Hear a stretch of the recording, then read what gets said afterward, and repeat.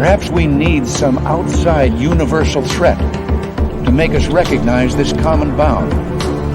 I occasionally think how quickly our differences worldwide would vanish if we were facing an alien threat from outside this world.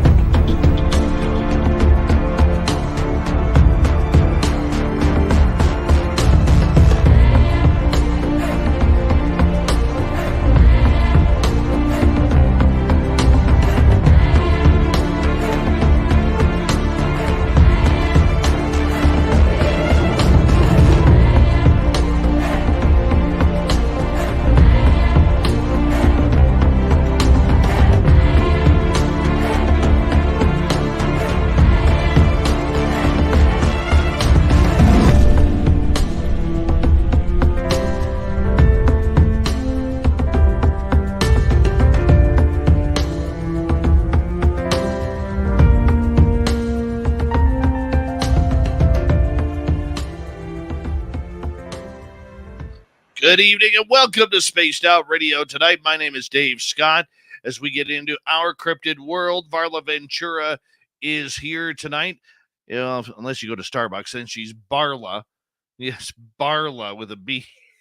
Oh, that was a good laugh in Vegas. I think Dirty Filth might be around as well. We're getting into monsters, cryptids, witches, legends, folklore. Every time it's so much fun when Varla is here.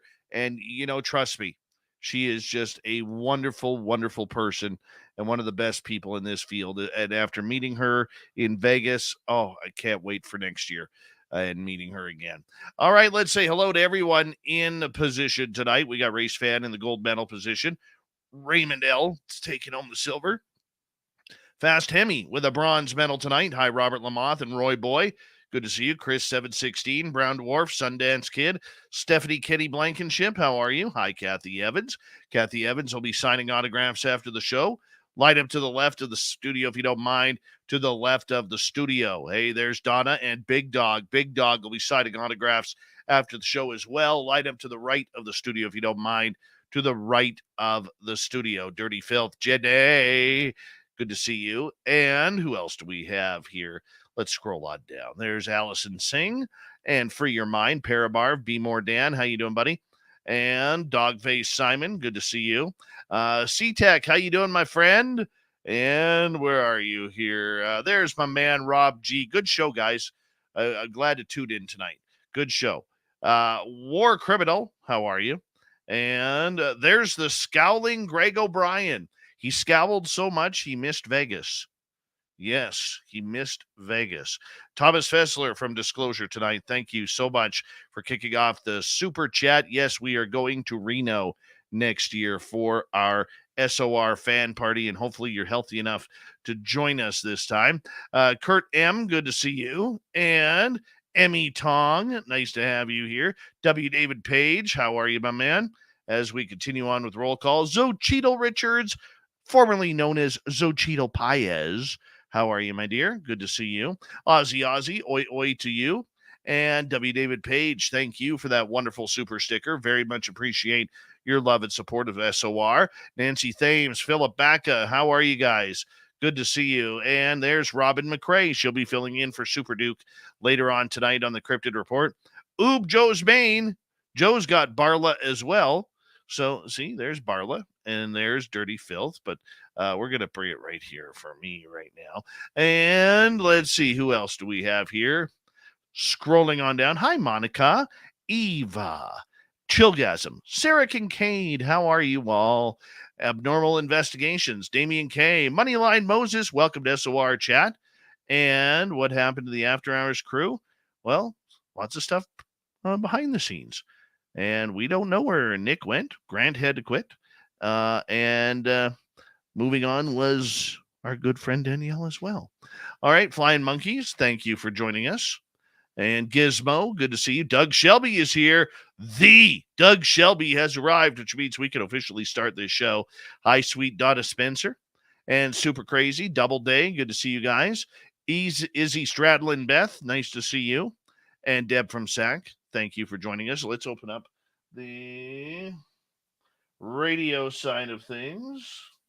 And that way we could let Bill WD40 in. Robert Anthony, thank you for the birthday wishes. Very much appreciated. High River Dogma. Mark Sanchez, good to see you, my man. And Chris Blank Teen and Lightwalkers, good to see you. Mac Geek, thanks for coming on in. High Shade Viking. We are caught up for right now. We're going to get going in about 35 seconds. Varla Ventura is our guest. Tim Mothman and Tim Mothman's goatee, two separate entities. I learned that in Vegas. Yeah, fantastic goatee. I'm jealous of it. And don't forget to give us a thumbs up, thumbs down, thumbs sideways. If you're new here, hit subscribe, ring that bell. We'd greatly appreciate the love and support.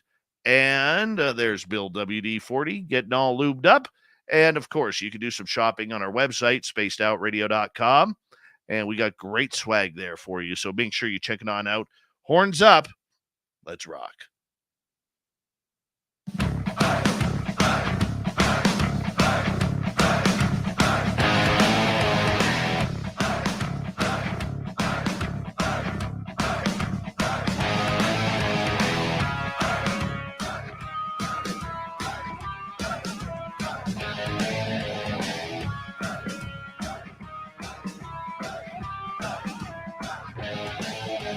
From the mountains of central British Columbia to you listening around the world, this, my friends, is Spaced Out Radio. I am your host, Dave Scott, sitting in the captain's chair of SOR headquarters. We welcome you to tonight's show on our terrestrial affiliates around North America, digitally on Odyssey Radio, TalkStream Live, and KPNL. All of our archives are free. Join us at youtube.com/Spaced Out Radio. Do old Davey the favor, hit that subscribe button.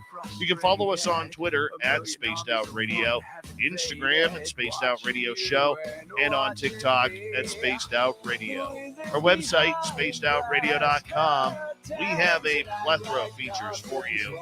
Rock out to Bumblefoot, read the news wire, check out our swag as well. Tonight's show is brought to you by Chive Charities. Help make the world 10% happier by visiting Chive Charities today. You can find them on our website. A great show of woo we have coming for you tonight from our Crypted World, Varla Ventura, author and researcher of everything strange and weird, is back again. And she survived Vegas with us. Yes, she did. Then in hour number 3, we're going to head to Among the Missing and Steve Stockton with another spooky story. Then Robin McCrae will be filling in for Super Duke on the Cryptid Report. It's Dave 101 night and the strange news of the week coming on up. All right, let's get to it. Varla Ventura is the writer of the Paranormal Parlor's Ghosts, Seances, and Tales of True Hauntings. She is an accomplished author of everything strange, looking into everything from mermaids to fairies, pookas, and changelings. Yet she loves her banshees, she loves her werewolves and vampires and witches and other creatures that make things that go bump in the night. She's a lover of all things bizarre, strange, and she likes to spend her time lurking around, checking out all sorts of hauntings to make sure that everything that goes strange and weird is something that she could potentially write about. Her website, varlaventura.net. Varla, it's good to see you again. But you know what?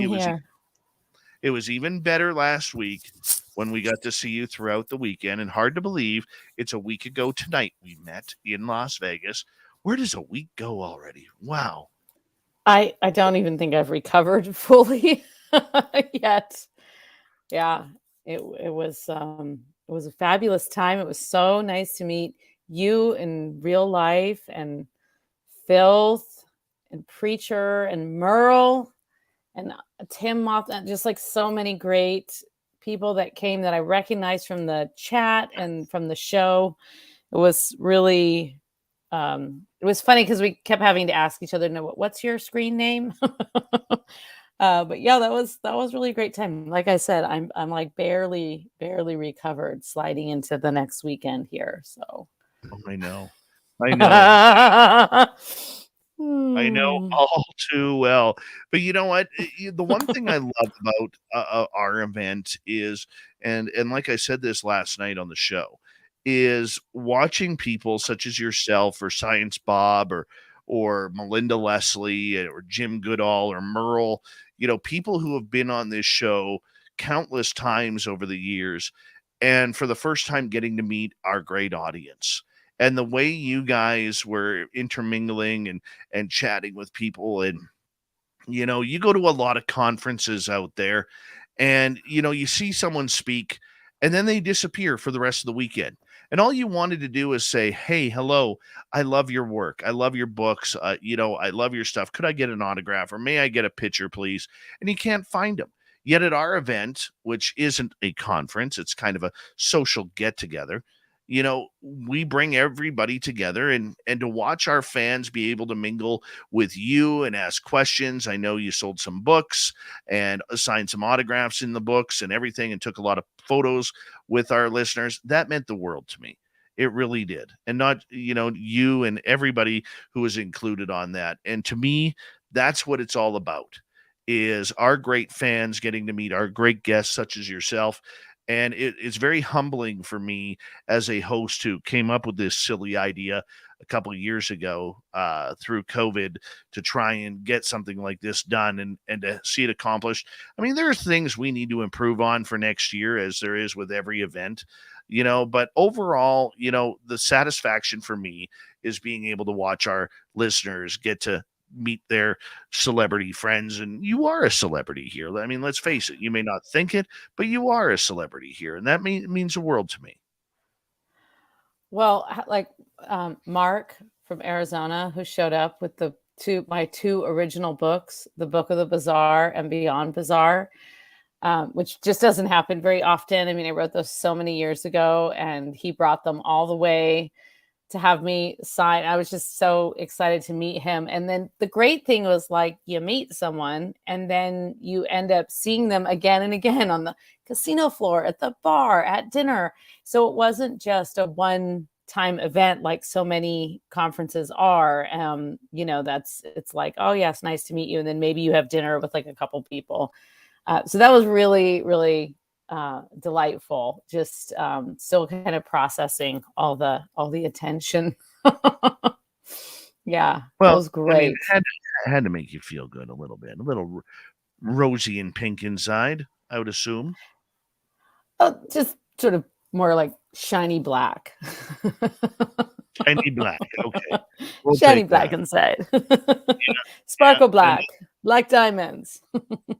And then trying to dodge random guy, who is, bullying us all, pushing us out of the way so he could get to the bar and get another drink, just the way it is. Big ox, the way he is. But Varla, enough about Vegas. Let's get into the fun stuff here, because he's actually really polite. I just want everybody to know he's really polite. He's not an ox. He's a gentleman. Yes, at least what I witnessed. I don't know what happened after 3 a.m., but Oh, he wasn't around. He was a good boy. He wasn't around. He went back to his room and I don't know, read the Bible or something like that. Right. Prayed. Yeah, he had his nightly prayers. I'll stop.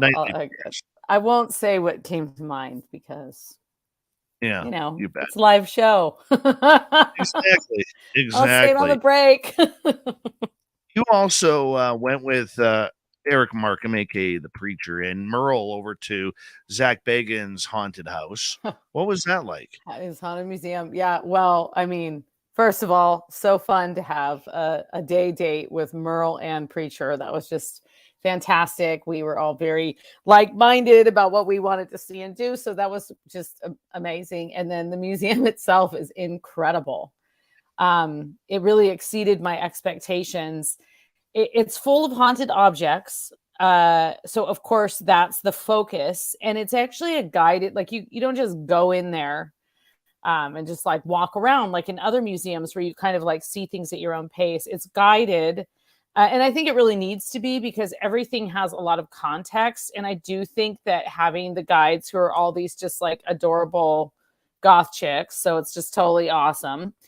They're really, this is like the goth score job to work at a haunted museum. But they do a really, really lovely job of, walking people from room to room. They give you time alone in the room.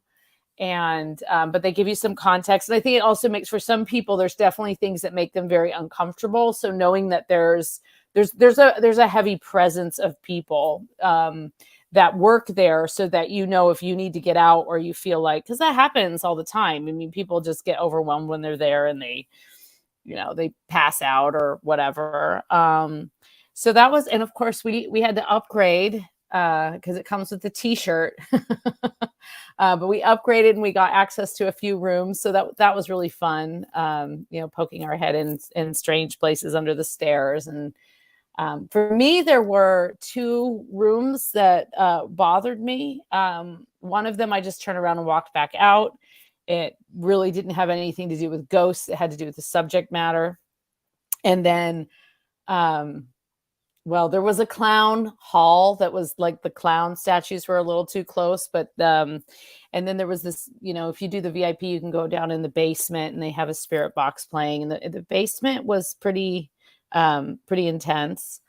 But, so but the great thing about that museum is, if you like haunted stuff or not, like, everything is arranged in this very artistic and very beautiful way.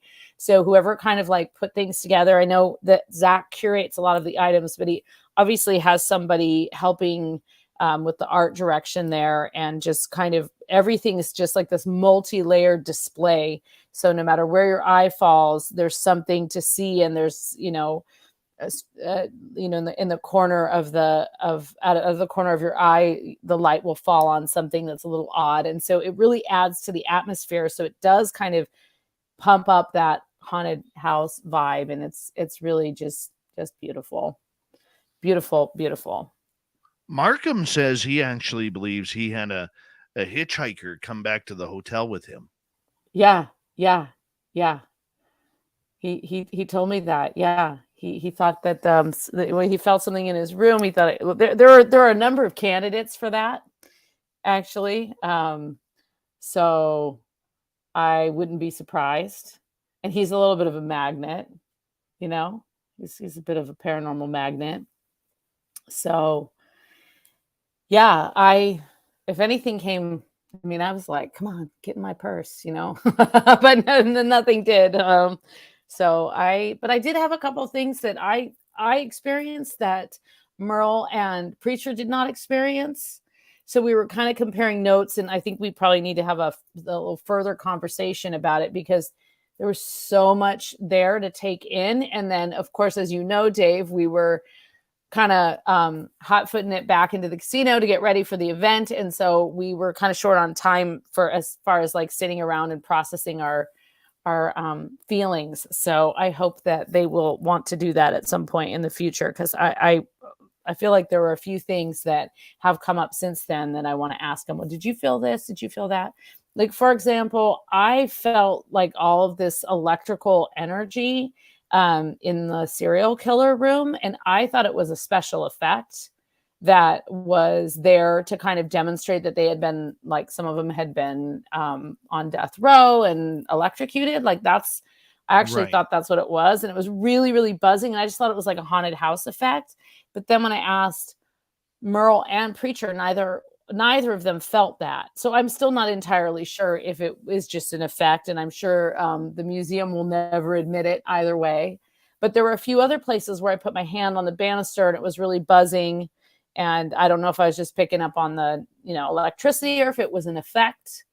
Because there certainly were some effects. There were some scent effects. Like when you walked into the creepy circus room, it smelled like popcorn and cotton candy. It was really like added to the atmosphere. And there's a room that was, there was just like a bunch of different things where not every room was scented, but occasionally there would be like this, there's an Al Capone room, and they talked about him pacing and smoking a cigar, and then you smelled cigar smoke. So I just thought the electricity was an effect, but maybe I didn't have rubber-soled shoes and they did. I'm not really sure. See, here we go. Like I every time I have an experience, I spend a long time trying to convince myself all the ways it couldn't have been real, and then eventually come around to the fact that, anything's possible, right? So, but yeah, I highly recommend that museum if you're in Vegas, and just it, 2.5 hours, and you can see a Well, lot. well worth it. Well I worth might go it. Mm-hmm. next time I go. Yeah, I might go see it. yeah. I did something today that Mm. I haven't done in a long time. And you and I were supposed to go get tattoos in I Vegas. know. We What talked. happened? I feel like we just had missing time. It was like all of a sudden I it know. was the end of the weekend. I know. So, that kind of sucked, but I did go get tattooed today. I did. Did kind of suck. And I had a tattoo that I needed to cover up. So I put it on my right ankle, and here it is Mhm. for our listeners who are watching on YouTube or Twitch. I got a Sasquatch put on my ankle walking through a forest.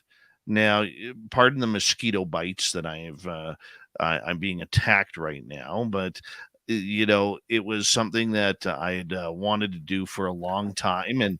And Andrew at 100 Mile Tattoo in my town here, you can follow him on Instagram at 100. That's 100 Mile Tattoo. He did just a fantastic job of doing this. It was almost painless, and you know, Love and that. and he did just a great job in taking what I wanted, which was the Sasquatch walking through a forest, and the way he did the stumps down by the feet, and it was absolutely fantastic. Very happy with it, and I It's forget how much perfect. I forget how much I enjoyed getting inked. You know, I Oh, really do. I love it. I know. I actually almost went several times just in the middle of the day because there was one right next door. And then it always just kind of seemed like there was something that had to happen within the next hour. And what I wanted, I don't think would have been done in an hour. I don't know. Yeah, so Yeah. yeah, it was a lot of fun getting this done, and it's pretty incredible. I mean, the way that he took good care of me and made sure that I got what I wanted, it was pretty fantastic to see it Yeah. go through. It looks And great. He's so cute. yeah, Look at him. yeah, he was Adorable. pretty Yeah. happy. Him and I get along pretty well. So he was pretty ecstatic to do it, and it was a lot of fun. And sometimes you got to do something for yourself. So that's what I It did. was your It birthday too yesterday, right? So a little birthday tattoo. was. Always a good It was. excuse. And by the way, for our audience, just to tip you all off, tomorrow is Jessica Jones' birthday. Oh yeah, Yeah. that's right. So make sure everybody goes and wishes her a happy birthday on her social media accounts. We'd Yeah. appreciate that She's as well. lovely. She's She's amazing. lovely. Yeah. You know, Overall, though, we're going to be moving the event to Reno next year. It's going to be cheaper for hotels. It's going to be cheaper for the event and venue, and we're already setting it up as we speak. Kira is already working on it to make sure that we have a very nice place. There's a couple nice places that we're looking at right now, and you got to play one against the other in order to, get the best deal. But you Yeah. know, Yeah. we just want all I our bet I know fans. what two places you're looking at. I've spent a lot of time in Reno, so yeah. Yeah, so we're going to try and get there and make sure that everybody has an opportunity to come, and we're going to give you lots of notice once again, because that's the key behind it all is notice, because we Yeah. do have a lot of listeners who are who are they work hard for their money, and they have to penny pinch in order to take a vacation. I'm Yeah. in that boat, and many others are in that boat, and we have others who where money really isn't an object. So I mean, we're trying to find a happy medium where everybody can come together for the sake of the woo, and bring it all together. And that's what I think we're going to be able to accomplish here in Reno next year. And it's nothing against Las Vegas. I love Las Vegas. And, as I've stated many a times, it's my dream to move myself, this show, down to Sin City, because it feels like home to me. Because you But love to sin. Maybe. Maybe. But, the other thing about it is, you know, we want to make sure that everybody has an opportunity. And that's the big key for me, is making sure that people who can get there can get there. And that's the big part. So, who knows? Maybe we'll end up having, in a couple of years, 2 parties a year. And we'll see where it Reno goes. is certainly less expensive, dollar for dollar, compared to Vegas. And you do get some of the all night perks, because it is Nevada. So no one needs to worry about, law or rules, because it's Nevada, still Nevada. But yeah, it's a little bit like the little brother, or the slightly poorer cousin of Vegas. It's not as glitzy, but it's a very like authentic and gritty place. And there's very nice places there. And then the other thing is if you're like, you want to go into the mountains, you want to go see where the Donner Party was murdered, you want to go to Virginia City and explore one of the most haunted hotels in the world. It's all within a very short drive. And so yeah, there's a lot there. And Merle is already planning a paranormal tour for next year. So we're going to have a UFO Skywatch. We're going to have a shotgun. Paranormal.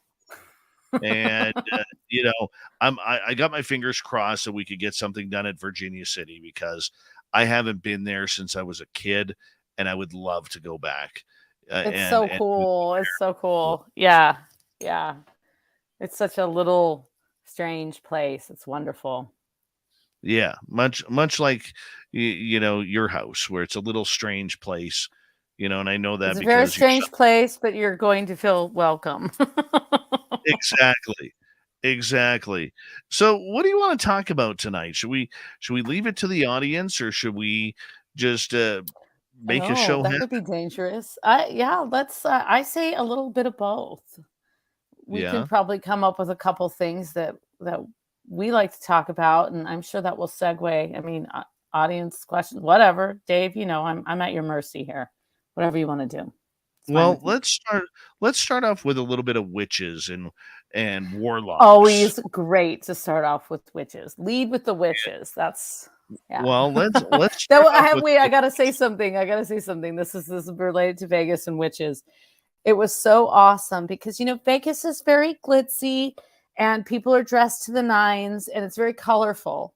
And it was just so awesome to see this like very witchy SOR crowd just like kind of walking through the lobby, gathering, going up to the bar, the VIP event. And it was for me personally very gratifying to be surrounded by like-minded weirdos in the middle of a city full of weirdos and weird and personality. I felt like we really stood out. So that was great. And I mean that as a compliment. I hope nobody is offended by that, but yeah, it was incredible. I know the feeling all too well. And we're going to skip into our bottom of the hour break here. And Random Guy says Varla was just happy to see the RG, and yeah. Oh, You're trying to make Dave jealous. Random guy. We love you, buddy. I miss you already. Yeah, it was awesome to meet you. I was happy. I was happy to see you. Very good, dude. When we come back from the break here at the bottom of the hour, Varla Ventura and our Cryptid World will continue. We're going to get into witches, warlocks, all sorts of spooky spells, and are witches real? Is witchcraft real? And whatever other topics that the audience may want tonight, we will get into it with Varla Ventura. VarlaVentura.net is her website. Thank you for letting us reminisce the last half hour. We promise a good show coming up the next 90 minutes on Spaced Out Radio. Here we go. What's flashing over there? I don't know.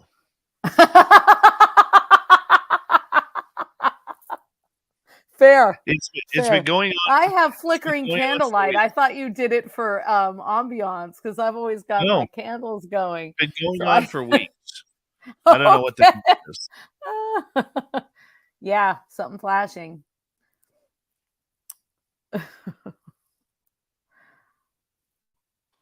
Yeah, Hi, filth.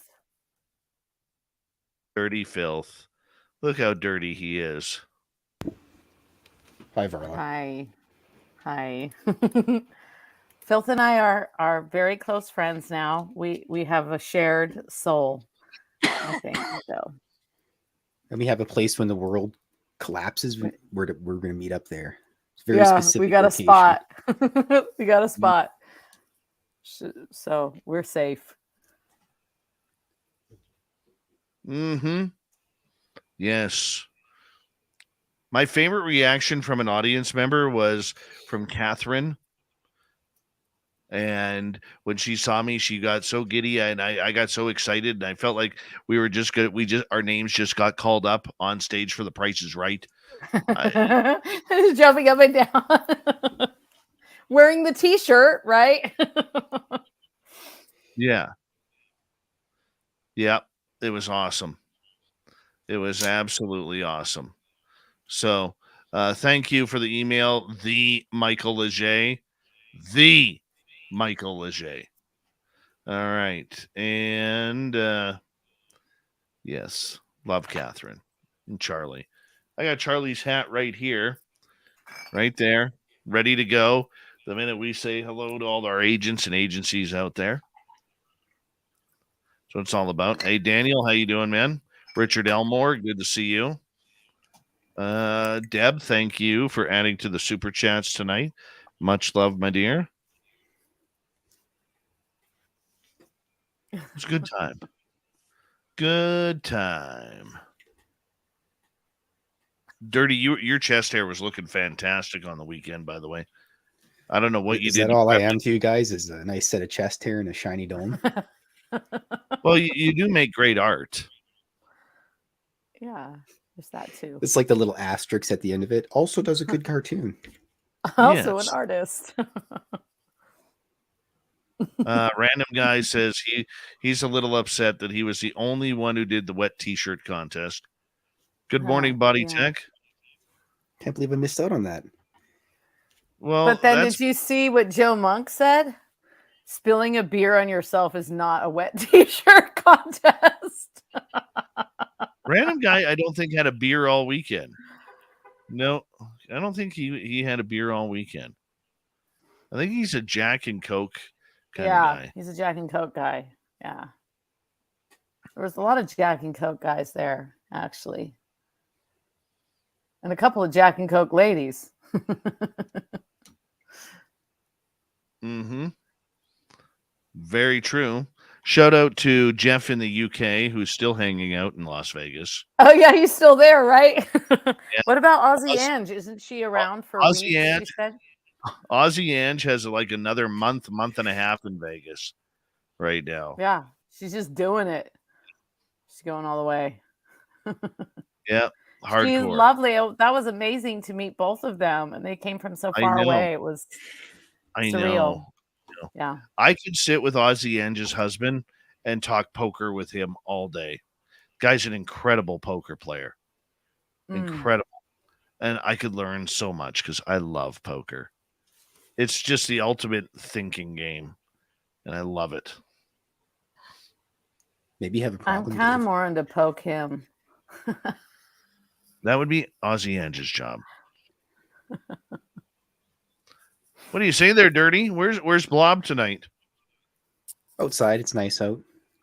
How happy was Blob to see you when you got home? The cats didn't even care about me. Yeah, that's how cats are. That's how cats are. That's what's so great about them. They just don't even care about you. They're like, whatever. You were gone. Someone else fed me. IMD Queen Bee. No, I haven't. On Twitch. No, I haven't. I'll maybe I'll change that up. Maybe I will change that up. All right, we got 30 seconds. Thank you to Thomas, W. David Page, Random Guy, Catherine, Laura and Deb for the amazing super chats. It's a great way to support what we do on this show. If you haven't already, give us a thumbs up, thumbs down, hit subscribe if you can. We'd appreciate it. Hi, Debbie Nickerson. Nice to see you. And, of course, you can get your Spaced Out Radio swag on our website, spacedoutradio.com. High Prairie Winds and Wildflower Spiritual Arts. Welcome to SOR Chat. I have not played the card game The Wizard. Here we go.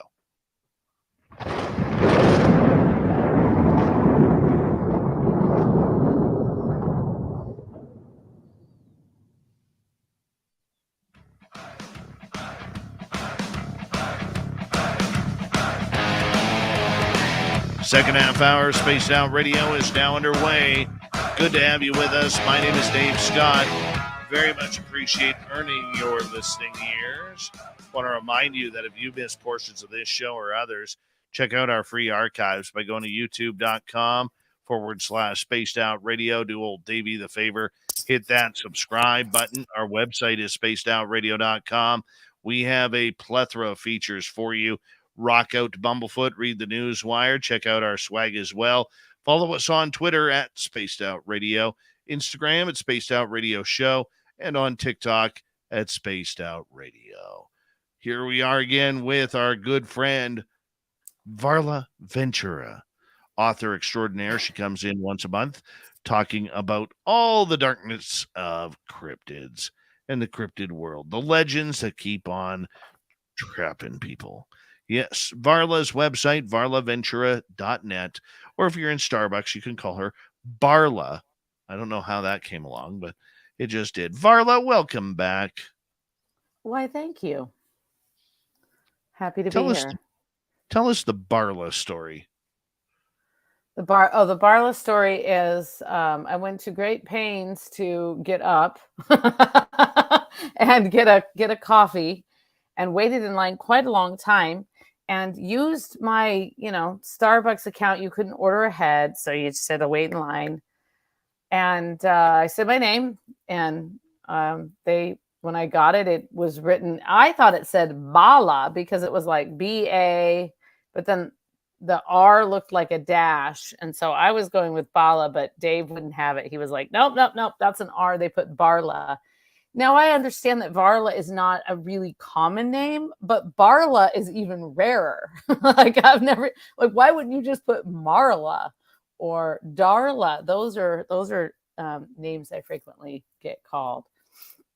So it actually reminds me of this friend of mine who, when he immigrated to the U.S., he was Italian, and he was Sicilian actually, and so when he first came, he had quite the thick accent.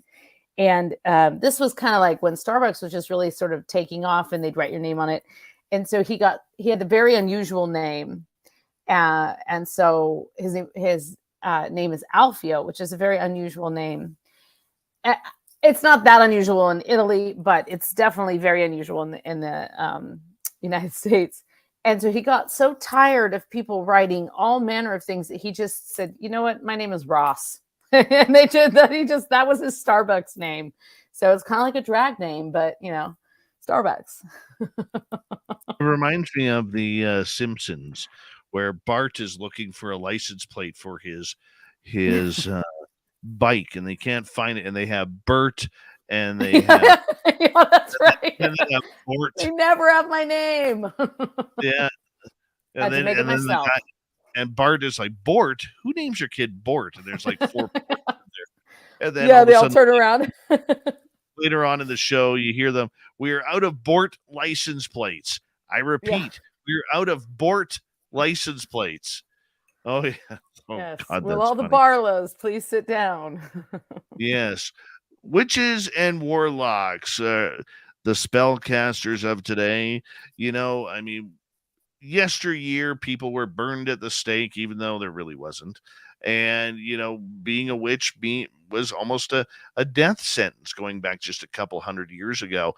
And today, with modernization of society, we see a lot more witches out there. Is witches and witchcraft really real, Varla?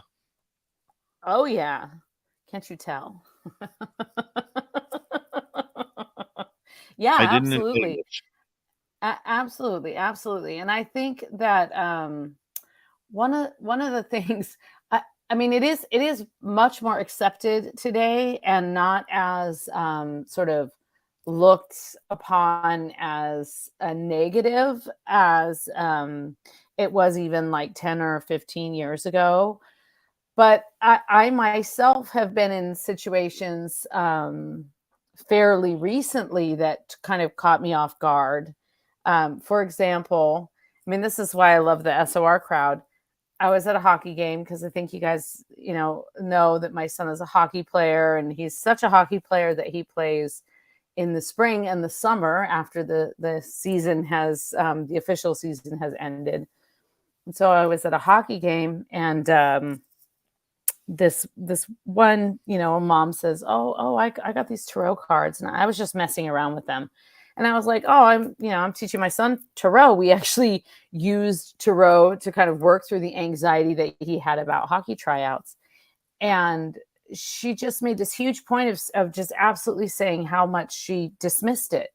And then and then a dad pipes up and he was like, oh, I had a girlfriend in college that did. And all of a sudden I just was like, wow, I feel so uncomfortable right now, because now you're talking about something that I really care about, I feel passionate about. And I thought, gosh, is this, like if I were to stand there and say, start dogging on the Bible or criticizing something about Christianity, that would be very socially unacceptable behavior. And I actually was a little offended, but I played it cool. It was just like, well, see whose kid gets on whose team next year.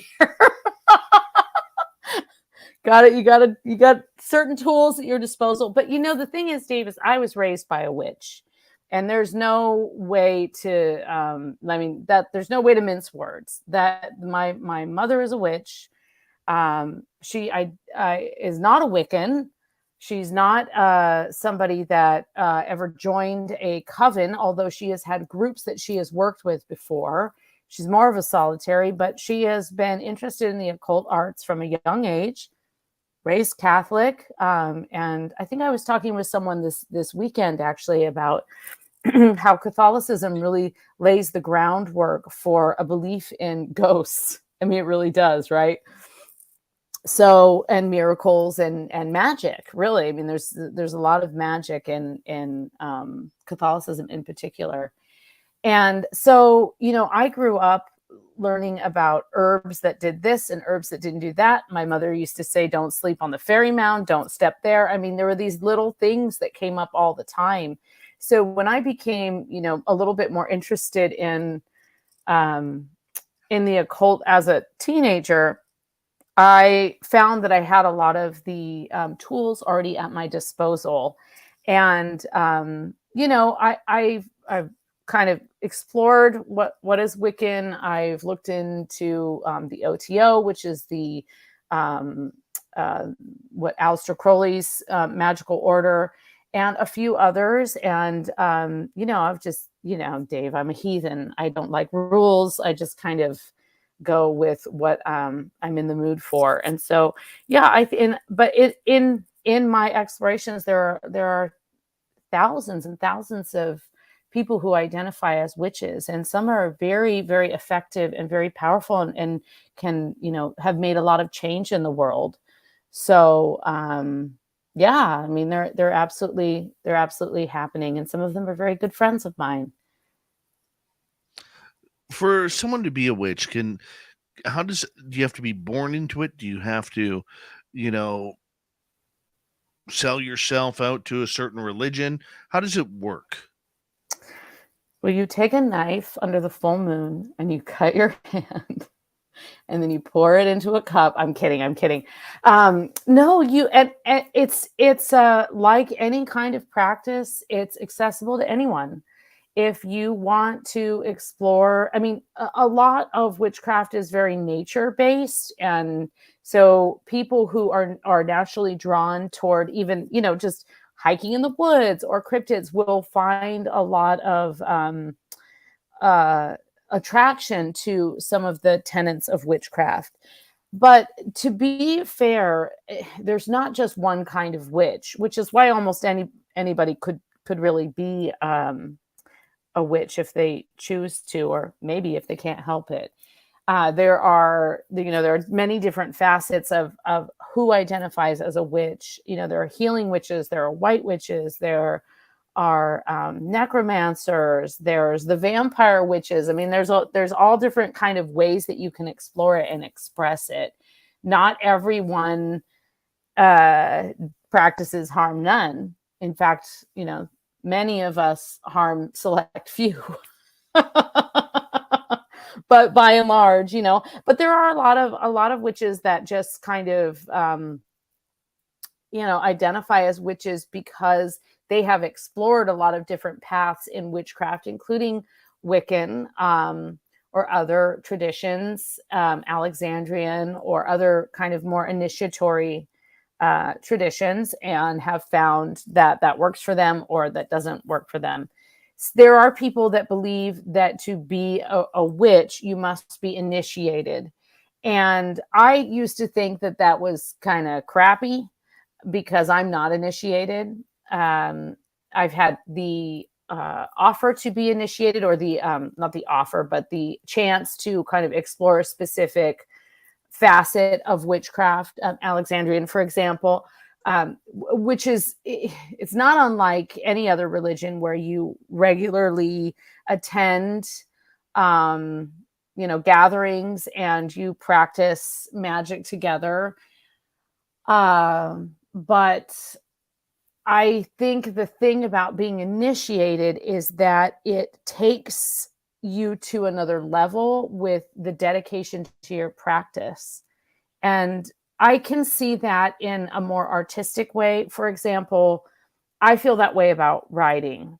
I'm sure Phil feels that way about his art, that it may not always be the thing that you get to do all day long, every day to make money, but you have dedicated a huge part of your life to it.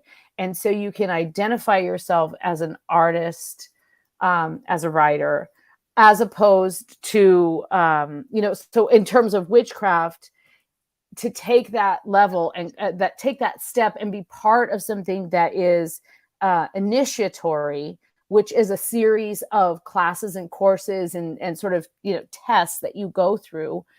It does shift your focus and it allows you to be more powerful. And so I'm by no means opposed to initiatory witchcraft. I have a greater understanding of it now, thanks to a couple friends of mine, Christian Day and Brian Kane, who have written about it extensively and have several very successful books and shops in Salem and in New Orleans.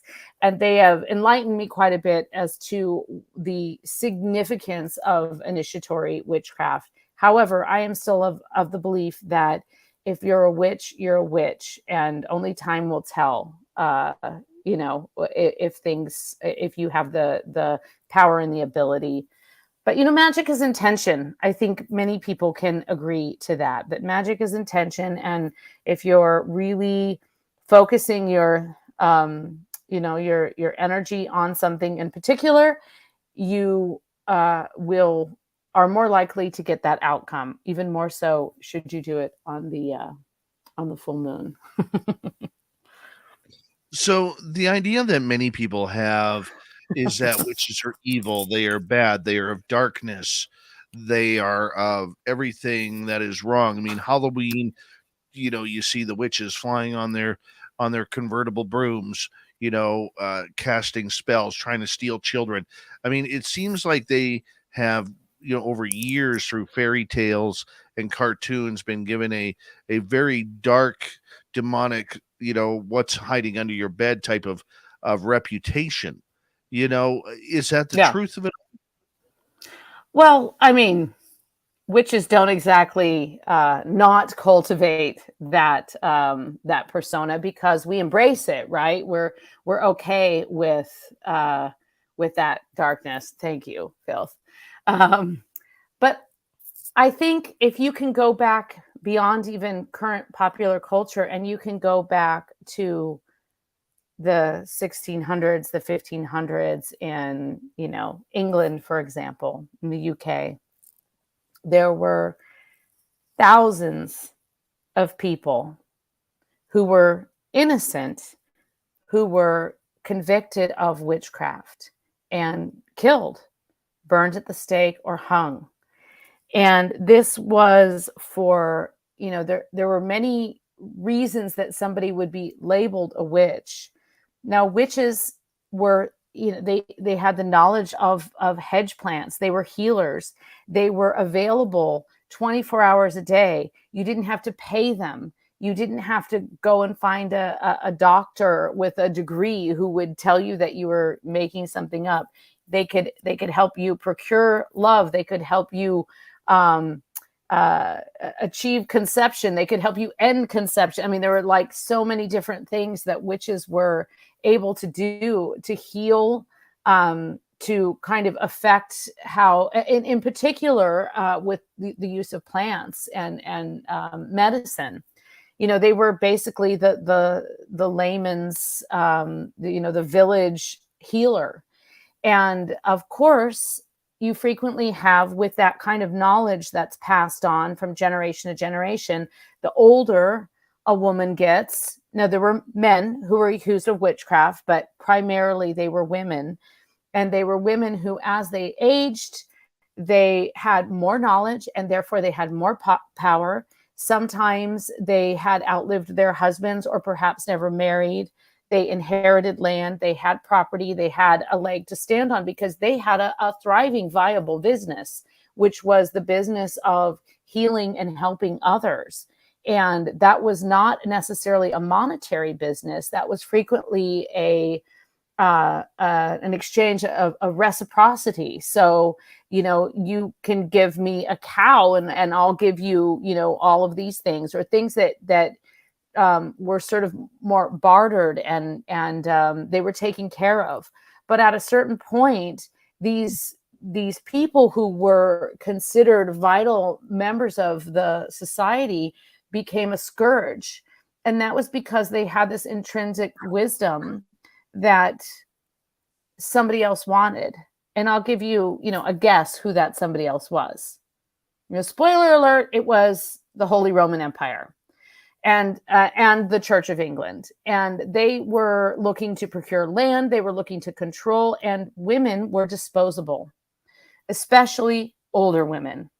And older back then, you got to remember, like older back then was like 40 plus, right? You're marrying someone when they're 13. So older, anyone who stands up to men, anyone who stands up to challenging the norms of society, those are the people that you got to clear out of the way, because they're challenging your new tax that every 20% of everything you harvest has to go back to the church so they can, gild their goblets. And so you had this kind of regular, and like anything in society, right? It's sort of there's a gradual, there's a rebellion, but then a few people go ahead and side with it. And then there's another rebellion, but then there's a few people who are kind of tired of rebelling, and again and again. And so over, the period of several hundred years, you have this kind of more widespread belief that either witches are bad or don't agree with witches because you too will be killed. And in this category, you also have people who were thought to be supernatural in any way, shapeshifters, vampires, mermaids. They were all accused of witchcraft. And the thing is that witches actually do have the ability to commune with the other side, which is why, probably 90% of the people listening right now who are interested in communing with the other side are witches. They just may not identify as witches, and they may not like that label, and that's perfectly fine. But to trust that intuition and to trust that inherited wisdom that you get from learning and treating and training others with, plants and medicine and, whatever sort of little concoctions you have. Now, I'm speaking specifically of witchcraft, especially in Europe, because the witch craze is what came about. And The other factor there is, of course, the widespread poisoning through bread, which was the ergot poisoning. And if anybody knows the Hieronymus Bosch painting of, like, you know, the Garden of Delights or whatever, and it's this triptych of just like absolute mayhem. I mean, it makes Vegas look tame, you know. It's just like cavorting and horses and devils and all manner of things going on. He painted that at a time when the threat of debauchery was so high, the threat of the devil was so high, and the people were actually high. They were ingesting hallucinogens without realizing it, because there had been this mold that got on all of the rye. And so throughout Europe during the Middle Ages, people were actually seeing things, and they were seeing, you know, witches flying on brooms. In any case, you know, long story short, it became very easy to accuse someone of being a witch, because it was also a way to protect yourself from being accused of being a witch. If you were accused of being a witch, then you were, you know, you're pretty much doomed. Like, it was a total setup, right? Like, no matter what you did, you were going to get killed. If you could swim, you'd get killed as a witch. If you sank, you'd drown, but you know, supposedly drown wholly or whatever. So, you know, you basically were just set up to lose. And then, of course, whoever had initiated the trial, that might be your neighbor next door who really just wanted your pasture. Or it might be someone who's affiliated with the church and can take over your land so they can build, you know, a bigger kirkyard or whatever. So, you know, there was a land grab, there's a money grab. I mean, it's the same story, different time, different continent, that we've heard, you know, over and over again. You know, there's this land grab. People who have ability and power are suppressed and, as a result, killed. So, yeah, in summary, witches are real, have always been real, and will continue to be real. But are they supernatural? Not necessarily. Do they understand the supernatural? Yes. Are they magical beings akin to fairies? No, they are not. They're the most human of all the of all those kind of. They're the cultivators of the supernatural, right? That they like their garden full of you know, magical beings. What kind of cryptid creatures play into the witches' realm? Would it be fairies? Would it be ghosts? What kind of folklore along with that? Well, all of those. So witches were frequently seers, which meant that they could commune with the dead and pass on messages. And so they were often approached, especially if somebody was in mourning. They would be approached to try and make contact.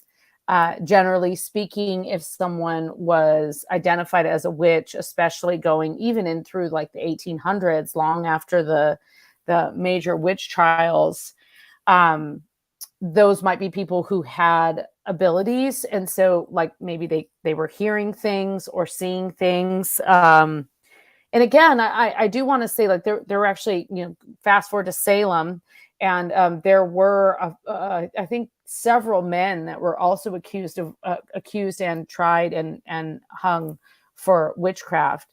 And these could be people who, I mean, I know a lot of people that can hear, you know, they have clairaudience. So they can walk into a place and they might hear a ghost. If you were to speak out about that, then you would be labeled a witch. But as far as like, so definitely like interaction with ghosts and the other side, a lot of witches make contact with the other side deliberately. Ancestral magic is big in witchcraft. And that is, we see that most frequently practiced more widely at Halloween, at Samhain, when we want to make contact with the dead. But many witches practice a form of necromancy and ancestral magic in which they invoke the dead to do their bidding. Yeah. Spells, spell casting, and more with Varla Ventura when we return for hour number 2 of Spaced Out Radio tonight. Varla Ventura, you can find all of her books at any major bookstore or on her website, VarlaVentura.net. We'll be right back with hour number 2. Coming up next. We are clear. Well, thank you, Bigfoot Rob, for that great super chat. And Yum Yum Devil, yes, I promise you I will get an ice cap in the morning. How about that? What does that Appreciate mean? Oh, you're missing out. What's It's, an ice cap? Is that a Canadian beverage? It's like a slushy cappuccino. Like a 7-Eleven slushy, but in a Oh, like cappuccino. an icy? Oh, that sounds good. Oh, Yeah. oh, an iced cappuccino. I thought it was like a Yeah. delicious malt beverage or something. Oh, yeah, what's going on there? Well, I'm going to turn this Yeah. over to you and Phil. I will be All right right. back. Okay. Sounds good. Hello again, Varla. Hello. I'm really Okay, liking this. Do you remember when I was talking about that lady poisoner and ye olde Roman timey days? Yeah. Uh-huh. I do. I got a little bit of notes here. My treeware. Her name was Lacosta. Oh, And she was from Lacosta. first century Rome, and she apparently used nightshade to assassinate Ooh, I have nightshade on my Claudius and arm. Britannicus. Yeah. Oh, really? Yes. So she's from first Lacosta. century Rome or whatever the hell. I didn't really mention it. Old ye Roman times works. Yeah, old Roman. I'm Make sure you gonna put write her an E at down. the end of it, so that All you right, know it's old. Lacosta, nightshade, old ye Roman. First century. Cool. That should. First. I mean, okay, I gotta century. ask too here real quick. What? Because I gotta make your little speech box here. What 2 colors do you want me to use for the first color for the border? Because you gotta have a border around everything. And then the second color for the inside. What colors do you want me to use? Well, black, obviously. Is black an option, or do you want me to use pick a different color? Yeah, black and purple. Oh, you already got order? purple on there. Is that okay? No, that's fine. That's the color I use. Purple and black for mine. The few times that I draw myself. Okay, cool. Yeah, because we have the same soul. So our text box are the same color. It only makes sense. Okay, so you want black for the border and purple on the inside? Yeah, sure. Okay. Sounds good. Perfect. I always ask that because I got this great big list here of all the speech bubbles and junk. Oh yeah, let's see all my that. different things. They got like got the alien and the ghost, the human. Man in Black is obviously double black. Yes. And then all types of different things. You got like Crypto Brew. It's got a green can. And UFO Taco and Moose Juice. Mothman is pink and neon green. Wait, where's you though? Let's see you. I went with I haven't updated this, but I went with purple on the outside and black in the middle. I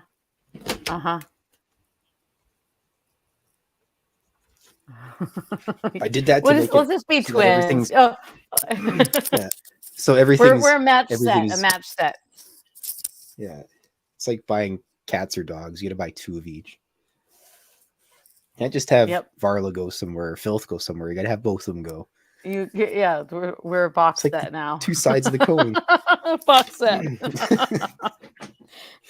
I was laughing just thinking about all the shiny people in Vegas, and then you and I standing in our spot, just looking completely Addams Family. Just the only reason I was glaring is I probably need glasses. Oh well, I think it worked. You were glare smiling. Look at I'm giving you some purple and black. I'm gonna send you a message. As well. Oh yes, please. That's lovely.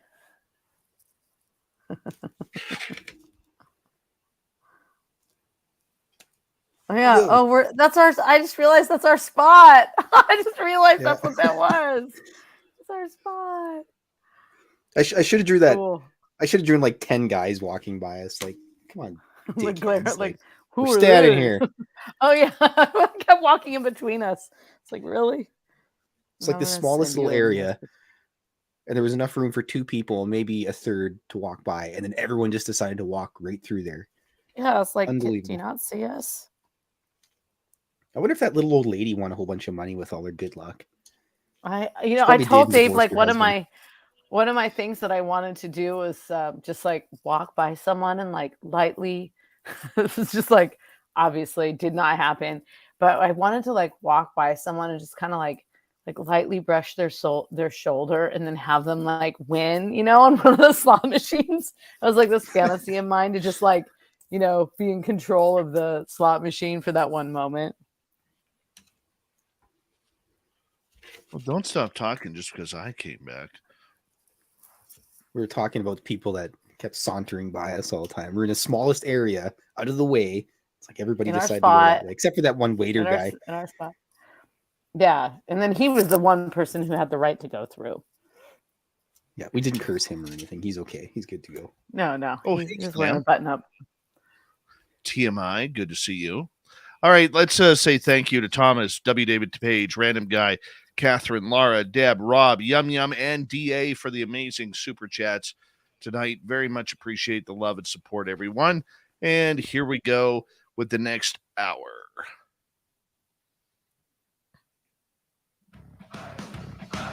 You're listening to Spaced Out Radio with Dave Scott.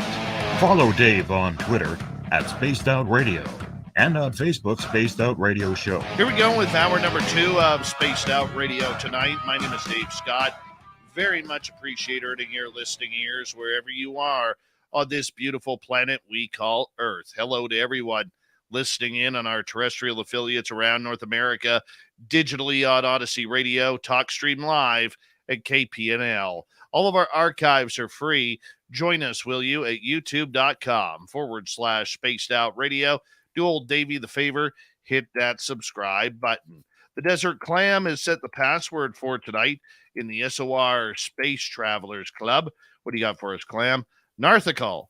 Narthical is your password. Use it wisely, Space Travelers, as the Clam sets a password each and every night right here on Spaced Out Radio. Our website is spacedoutradio.com. We have a plethora of features for you.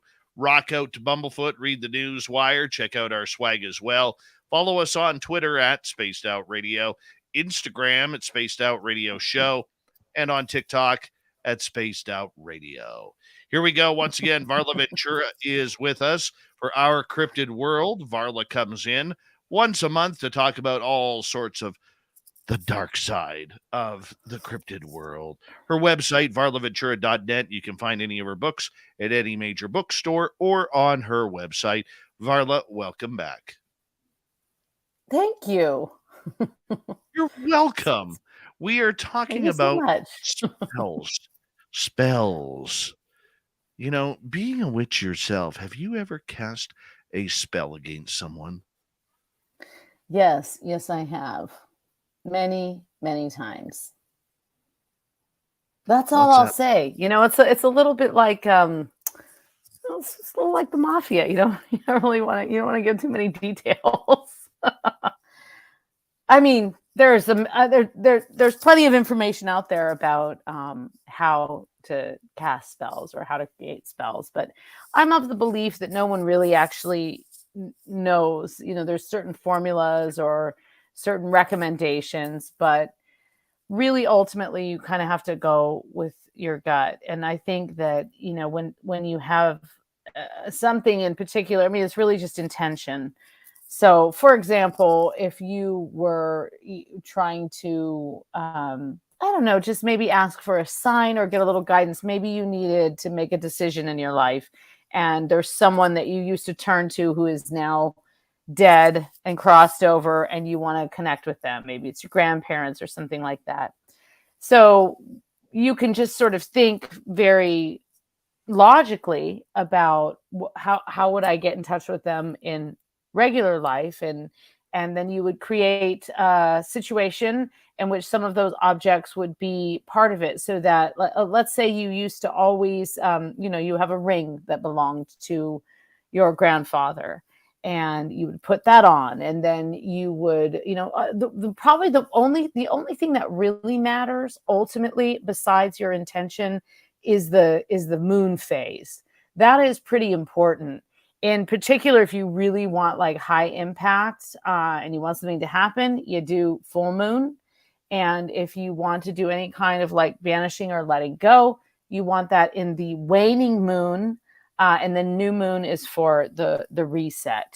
And if you can't get to the full moon, if you're trying to, basically you just think of it as the moon gets fuller, you want to do any kind of work or intention work that is bringing more of something into your life. And as the moon wanes, you want to kind of let go of things. Now, there are people who are far more technical than I am, who would say, oh, well, the phase, what the sun is in and what the moon is in are important, but also, if it's a love spell, you want to know where Venus is. If you're looking for luck, you got to find out what's going on with Jupiter. So you can consult some basic astrology if you really want to, but I think the most important thing is just like where you're coming from, like where your heart is. That's really the most important thing. It's like a prayer, right? That's all magic really is. It's a prayer with an intention, and sometimes, a few more spooky objects. Very cool. So when you are casting a spell, does it have to be at a certain time of day? Do you need a voodoo doll type thing? Explain to us how that works. No, not at all. Not at all. That's actually a misconception that, that you have to do things any specific way. Many witches feel more comfortable doing things at night. There's something about the darkness that is conducive to magic.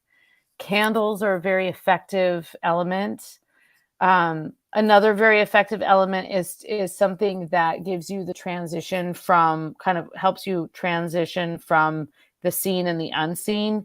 That is often smoke in some form. And I'm talking about incense here, people, not necessarily substances, but something that kind of allows you to see the unseen. So that's the air around you. That's always part of it.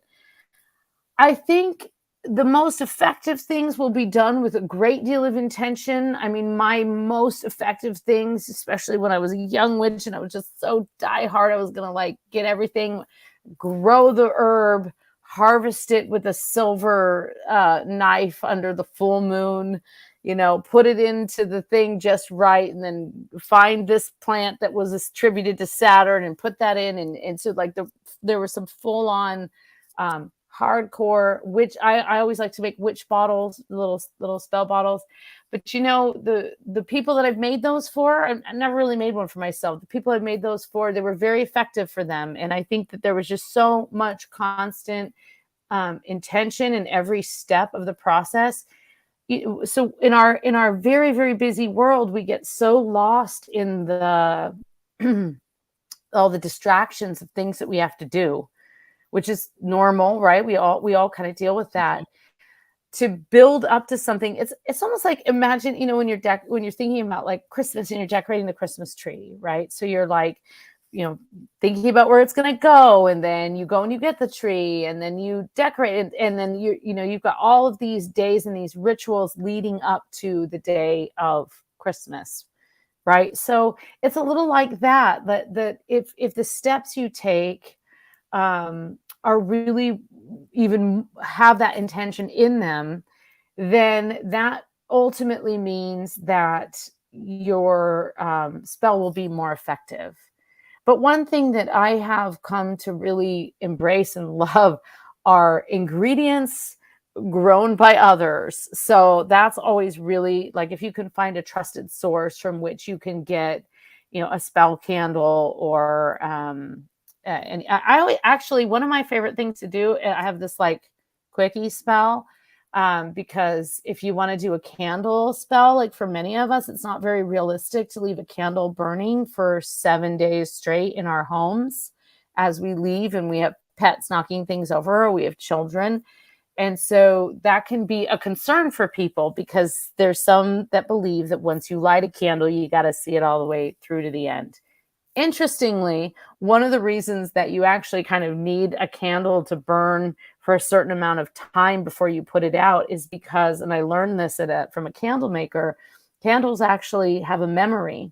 So if you blow a candle out when just the little pool of wax in the middle has been melted, but it hasn't gone all the way to the edge, this would be in like a votive kind of candle, then the candle will remember that. And every time you light it from there on, only that middle will really burn. But if you allow it to sort of liquefy down a bit, then you will have a more even burn. Actually, that applies to pillar candles as well, but usually it's within some kind of vessel. So what are you going to do, right? We're busy people. We kind of need to get this spell out there. The timing is right. There's only 3 a.m. on the full moon rise. So you got to light something quick. So they do make these little spell candles. I have several right here at my disposal that are kind of short, and those burn clean, and they usually take a few hours. But my real quick fix is a birthday candle, because they burn super fast. They come in all the colors, and you can get like lightning fast intention. No one will interrupt you while you're in the middle of it, because the odds are you can probably find 10 minutes to yourself. That's all you really need for that. So that's like the busy witch mom hack, birthday candles. What is the purpose or the power of the candle? So candles are also, I think, part of that transition of like you're igniting different elements. So you've got something that is invisible that is joining with something that's visible, and you're using that spark to kind of like show that there's this flame, right? It's this kind of a representation of the air. So it brings in all of these elements. You got air, fire, and then of course, eventually you need water to put it out, and earth, of course, because it's the wax is ideally, if it's like a beeswax candle, it's something made of the earth. So that's the intention, is that it's also atmospheric, and also candles are frequently used for scrying. There's a lot of candle magic where, you're looking at something that is a source of light. So those are all reasons that you want a candle. And also candles are like, they disappear, right? So that's kind of the amazing thing about a candle, is you can scratch something into the side of a candle and you can burn it. And it's like a locked diary. No one will ever know what you wrote on that candle but you. I mean, you could tell people, a lot of witches believe that you don't tell. You don't say what your spell is, that it actually devalues the magic by explaining what you did in the spell. But if you're trying to teach someone a spell, or you're trying to do a spell for someone, or you're recommending a spell, that's a little different, because you're not actually saying, oh, I did this, and then I did this, and then I wrapped this around that, and then I took some magic water from a well and mixed it with my blood, or whatever. I'm joking about the blood, kind of. No, you're not. You're not at all. No, you're not. Varla Ventura is with us tonight on Spaced Out Radio for our Cryptid World. We talk about the bad side of witches quite often, because it's the darker, more evil side that people like to hear. But there are good witches out there. There are witches using their powers for good, whether it's for helping people heal or get that black cloud from over them, that using their intuition to try and help people get into better places. I mean, it isn't all just black cats and evil spells. No, in fact, I would say it's majority not that. I think that the majority, and even the witches that aren't afraid to throw shade, are generally very empathetic and giving people. And I've recently become acquainted with one of the most wonderful witches I've ever met, and she started an organization called Salem Saves Animals. And she basically goes and helps rescue dogs that have been, especially pit bulls who have been brutalized and mistreated.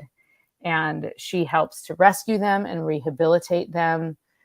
She's very much a healer, but she does it in her own way. She's a bit of an unconventional person. And she's she said to me, yeah, I had to figure out okay, I want to scratch that guy's eyes out. So I had to figure out what's the political equivalent of scratching someone's eyes out. Oh my. Yeah, Oh my. I know. These are the people you want on your side for sure. But she's remarkable. And so I think I see that again and again. And being the daughter of a witch, I saw that in my mom. I won't say to a fault, but it wasn't that my mom always saw the good in everyone. It's that she could see where they were coming from and could therefore offer some sympathy and more of an expansive, forgiving mindset, which is really a great attribute and a very wise attribute that, I'm not always upholding my end of that for sure. So yeah, but I think witches do heal. I mean, that's their fundamental desire, is to help people and to protect those who need their protection, which can be the natural kingdom, animals, children, vulnerable people. So how would you use the powers for the good? Give me an example. Well, I mean, I'm not saying I do. Okay, let's say, powers for the good. Let me think. Yeah, so all right, I'll give you an example. I won't give you explicit details of what I did, but there was a kid in my son's school several years ago when he was still in elementary school, and this kid was an absolute, he was quintessential playground bully. Was mean to all the girls, was mean to my son, he was just a mean kid. And when my son came home and was kind of talking about it, of course, we had the normal parent discussion. And I always say, if someone's mean to you like that, it means that someone's mean to them at home. So they're learning that language from someone. So try and feel a little bit more empathy for them, because kids don't just come up with that stuff on their own, right? Someone's abusing that kid, right? So I thought, well, what can I do? Because I don't like to really mess around with magic with other people's children. I think that that's kind of an area that I don't prefer to tread into. So I thought, well, what can I do to kind of, make this situation better, even though I am, you do all the things, right? And talk to the principal, talk to the parents, all that stuff. But there was something else I felt that needed to be done. So for the good of all of the children on the playground, I just did a little, cute little happy kid spell. And I used some colorful candles, some rainbow candles. I did it while the kids were at school at a time when I knew they were at recess. And I just kind of, I chose some plants and some herbs that were kind of, connected to joy and happiness and love, roses and meadowsweet and things like that I felt represented the joyfulness of children. And I kind of, just put all my intention into that. And I looked up what's the moon in and all of that stuff. And that was that. And I'll tell you, the next day, my son, I did not tell my son I was doing this, and tell anyone I was doing this. And when my son came home the next day, and he said, so-and-so came up to me and they said, sorry. And I'm not saying I'm responsible for that. I'm just saying that was an example of putting that intention out in a very positive way, to kind of affect change mentally, if nothing else, in my household, and possibly in the town. And also, somehow maybe that just the idea of coming at it with forgiveness rather than, don't touch my kid. Right. I save that for the rink, Dave. I save that attitude for the rink. I know that attitude. Oh, your Yeah. good friend Merle has entered the chat room, Oh, and he hooray. says hello. So our audience in the chat room should Merle it up a little bit, because when Merle is here, everything's just a little bit better. Merle Yes. is like a rainbow spell. He's a magical rainbow spell of joy. He is. He is. He likes to Even though he's person. also super spooky. Even though he's also super spooky and rad. Not saying he walks around, emanate. But he's a joy. I loved it right before we went into the VIP party in Vegas, and everybody in the around us was like good at us because we were all yelling Merle. That was amazing. One of my highlights. Yeah, that was a highlight for sure. That was beautiful. Absolutely beautiful. Mm-hmm. Yep, that it was. Totally was. We got 3 minutes to go here before we have to go to break at the bottom of the hour. Varla Ventura is our guest tonight on Spaced Out Radio. We're talking witches and warlocks.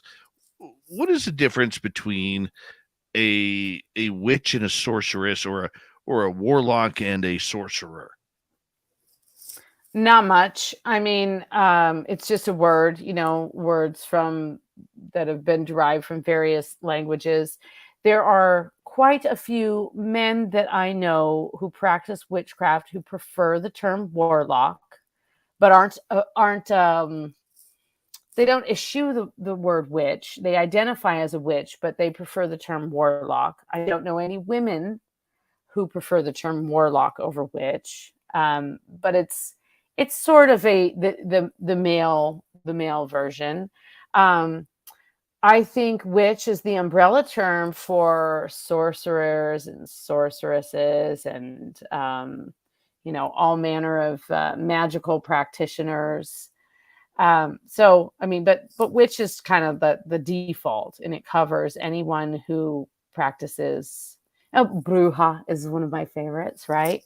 Anyone who practices the art of magic, I think, really can fall into the category of witch. So that could be psychic arts, communing with the dead, using magic as intention, or just kind of inadvertently setting off clocks and alarms when you walk around because you have weird witchy energy. That counts too. Very cool. Very cool.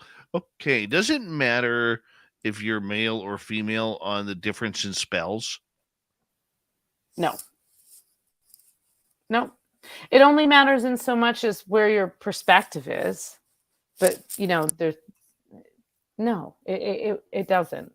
Absolutely not. I don't believe that anyway. I'm sure there are some diehards that believe, that things should be women only or whatever. But yeah, I mean, for me, there's a place at the banquet hall for anyone who wants to be part of it. Interesting. Okay. Minute to go here. The idea that with witches, the black cat features and the look, the green face, the frizzy hair, the moles on the face. I mean, is this just an image that we have kind of cultivated for, cartoons, or, do witches shapeshift on their own? I mean, I have frizzy hair, so True. that sort of old hag idea certainly kind of is the exaggerated version of the wizened old woman. And it certainly speaks to the devaluing of women as they age and are conventionally less beautiful. Therefore, in the eyes of a patriarchal society, they are less valuable and they therefore are vulnerable, and we should just take their land. So I think that exaggeration certainly comes into play. However, the idea of shape-shifting and being able to kind of create an illusion is certainly part of a witch's ability. Varla Ventura, we have her till the top of the hour on Our Cryptid World. You can find her books at varlaventura.net or any major bookstore across North America. Spaced Out Radio continues with the second half right after this.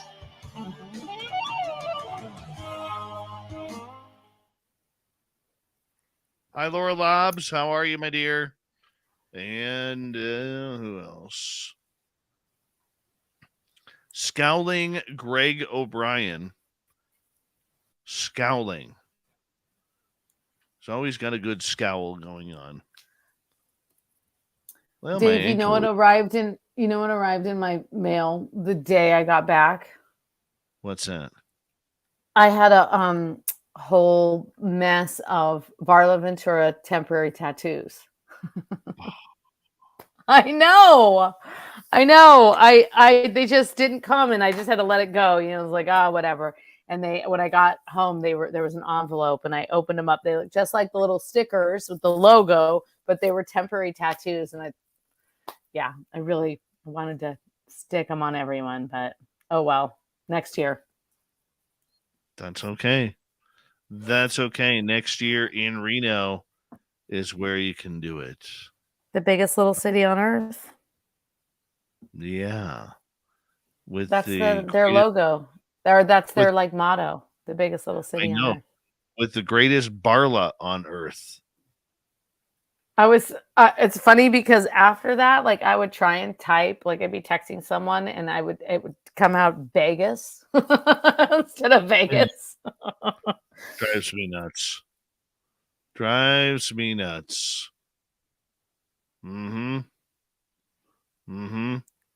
Dirty filth is all over the photographs. Everybody look wanted at this. their Look at this.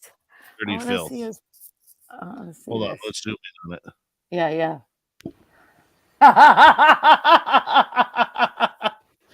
Oh, I love this. That was actual conversation. That's how it went. Oh my. Oh, I love it. You'll have to let me mail the sucker to you there, Varla. Oh, I would be thrilled. I was actually totally you gave me thinking a book, that, so but then I didn't want to ask. So, yeah. Okay. I just gave you art cards. You gave me a book. I mean, it's kind of... Yeah, is that fair? No, I think I deserve this piece of art. Yeah. That's so great. I kind of Ferengi'd you there. How's your cigarette hovering? UFO. Magic. Witch's spell. I was like, Varla, can you just get my smoke to float here for me? And it just floated around the whole time. That doesn't surprise me. Let me get my broom up here. Okay, good. All right, we're good. That's great Vegas carpet too there, Filth. Yeah, it is. Yeah, it's a menthol as well, because you don't get those in Canada anymore. So I scoffed like 10,000 rolls. Yeah, the pinchy ones. What are the crush? The crush. I got those right now. I got some right now in my pocket. Oh, my friend got me all hooked on those, and when we went to Scotland when was that? It feels like a really long time ago. Yeah, but she showed up and she was like, "Oh no, these are great. You just pinch the little thing and they become menthols if you want them to, but you don't have to be menthols." Mm-hmm. So, yeah, why have just one when you can have two in the same cigarette? There was a UFO slot machine there. I was tempted to play it, but I spent my $40. How come no one did? Yeah, I know. I didn't gamble. At all. I was sort of tempted, actually, Dave. Your sister-in-law went to the Little Shop of Horrors penny slot, and I was like, ooh, that's kind of more. I usually look for the ones that are like Addams Family or Elvira, and then I'll play those. There's like an Elvira slot machine in Reno that I won quite a bit of money on, but I sat there for like 4 hours putting in nickels or something. It was 20 years ago. I'm sure it's been swapped out for something else now, but maybe it's still there. Nice. We got about 1 minute here. 1 minute. Shoot me a message after, Varla. I will. I'll mail that sucker out to you. All right. Okay, bye. Bye. Okay, bye. Bye. All right. Varley, we have another half hour to go with you. You're going to be like, Cool. thank God it's over. Thank God it's over, and I don't No, have to talk. not at all. I never feel that way. It always flies by, and I enjoy it. No, not at all. I I wanna feel say a that way big- on other shows, actually, but not on this one. Yeah. Good. I want to say a big thank you to Everett, CS, DAY Song, Young Miam, Rob, Deb, Laura, Catherine, RGW, David Page, and Thomas for the awesome super chats. Thank you to everyone who's given us a thumbs up so far tonight. And of course, our website, you can do some shopping on it, spacedoutradio.com. Here we go.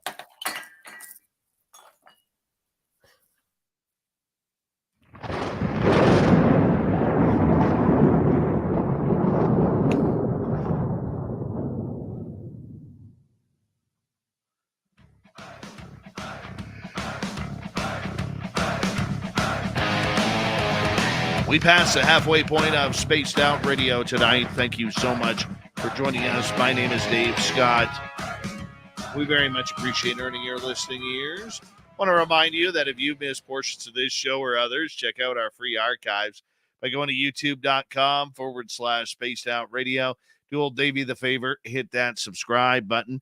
Our website is spacedoutradio.com. We have a plethora of features for you. Rock out to Bumblefoot, read the Newswire, check out our swag as well. Follow us on Twitter at Spaced Out Radio, Instagram at Spaced Out Radio Show, and on TikTok at Spaced Out Radio. Here we go. Final half hour with Varla Ventura tonight on our monthly feature called Our Crypted World. That's where we get together talking about all things strange. And you can find Varla's books at any major bookstore or on our website, make that varlaventura.net. Varla, welcome back. Oh, I got you on mute because you were making so much noise in the back. I was trashing the place. Yeah, you were. That's the great thing about Vegas. You cannot be it's impossible to be the loudest person. It's actually impossible. I know. And after a day, you actually can't hear things anymore. You know, like all the sounds that you can hear when you first arrive. So it just becomes background. Let's get to some audience questions. From Twitch, I'm to Queen Bee is asking, can witches and warlocks cast spells on people on or through PCs or televisions?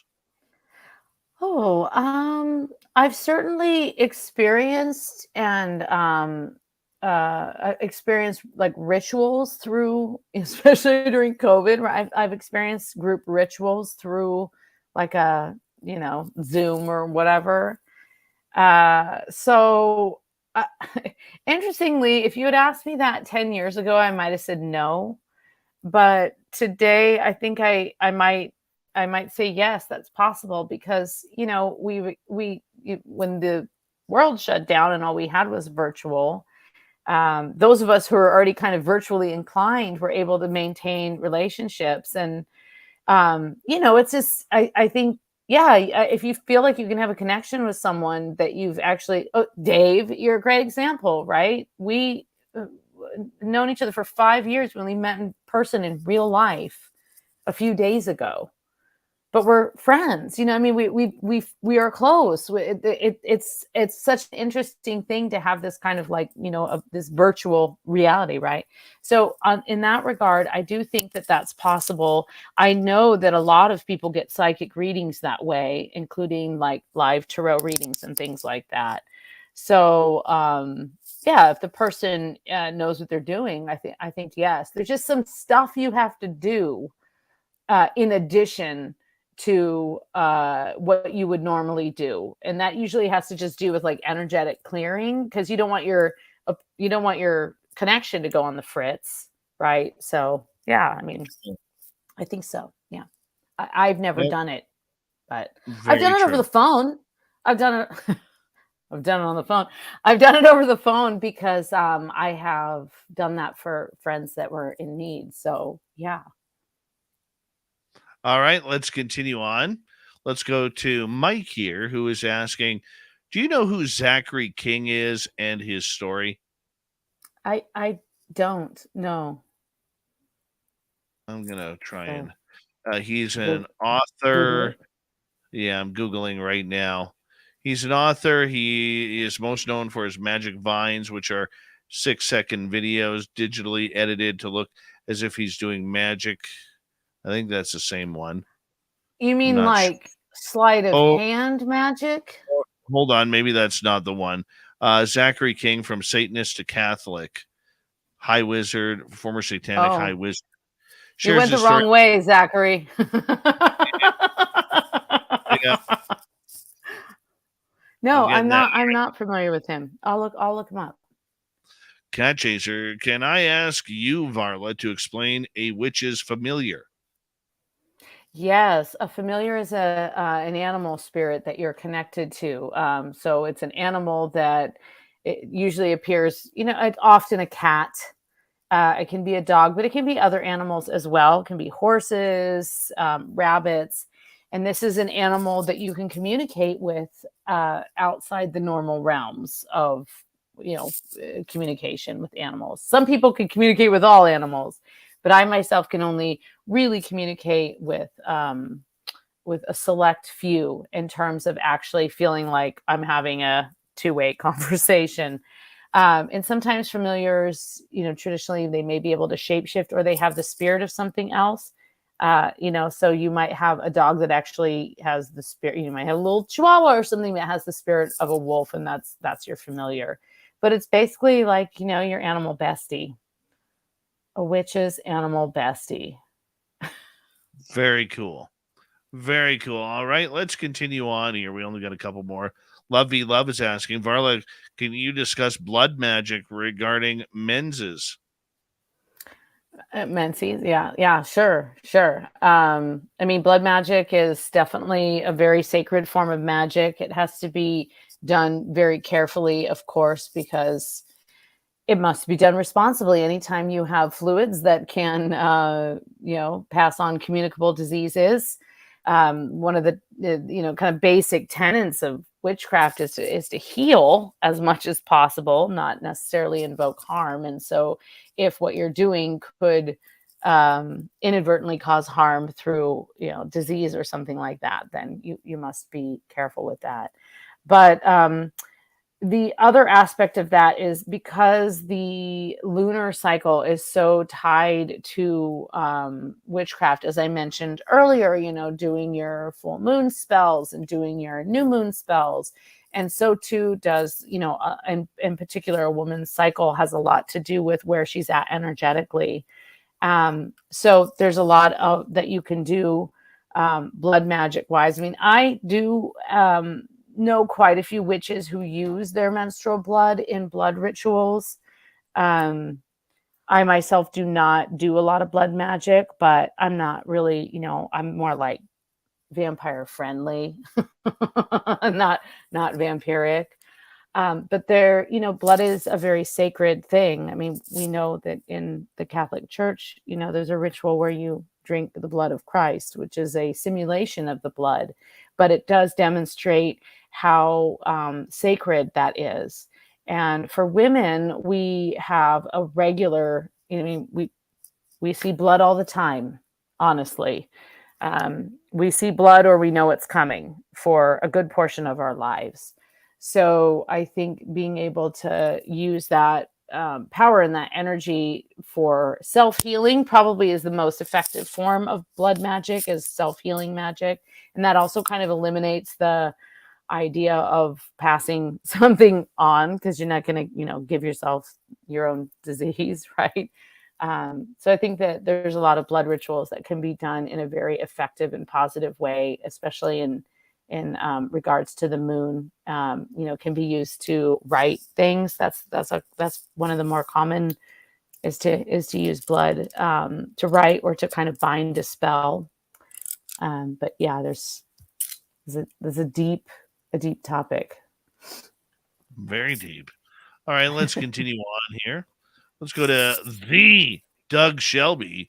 who is asking, so Varla, to simplify, there's a white or good witchcraft and a dark black evil witchcraft, right? And most are dark? No, I don't think that that's an accurate statement. I think that most witches are capable of performing white magic or what's considered black magic. If you're looking at it in a less black and white way, in some cases, what might be considered black magic may actually be the white magic. So I wouldn't say that most witches, I would say most witches lean toward the good, but practice both. Because ask any witch, and they've come into a situation in their life in which they've needed to try and take control of it. So yeah, I really don't think you can simplify it, because I think it's like any religion or any kind of spiritual practice. There are so many variations and so many different beliefs, and honestly, none of them are wrong. They're all just individual. So I personally, dabble on both sides. So I'm not opposed to a little dark magic, clearly, right? But some are. It really freaks them out, and we need those people in the world, right? We need them, so that we know what line to cross. Well, you are a dabbler. I'm a dabbler. Yeah. Yeah. You may not be a gambler, but you are a dabbler. Yeah. All right, let's go to Mama Susan. I'm a rambler. Varla, is there any special meaning to naming a cat Pyewacket? I don't think so. I mean, I've heard that name. There must be, but I'm not familiar, because I have actually heard that name before. I don't really know what the significance is, though. Maybe someone listening does, and they can help me. All right, let's move on. Sovereign would like to know, what is with the burning of wood when witches do rituals? What is it about burnt wood within a witch's cobbling of stones and wood pieces? So burning anything is an offering, and part of that offering involves taking something that's tangible, lighting it on fire, invoking that element, and then being able to basically see the smoke dissipate into the air, which actually makes the invisible visible, because you can see the smoke. So that's a very essential element for magic. That's my favorite, actually. That's one of my favorite forms of magic, is to have a big old bonfire and throw all manner of things into the fire. There's also something very sort of secretive about it, because while the fire is bold and the fire is consuming, very little evidence of what you've thrown into it is left. And it's very important to not really talk a lot about what you've done magically. People write books, and that's wonderful, and they give advice. But as far as, exactly what you did at a specific time, that's actually kind of where initiatory magic comes in. There's a belief in, once you become initiated, there are certain things that you can share safely with the group.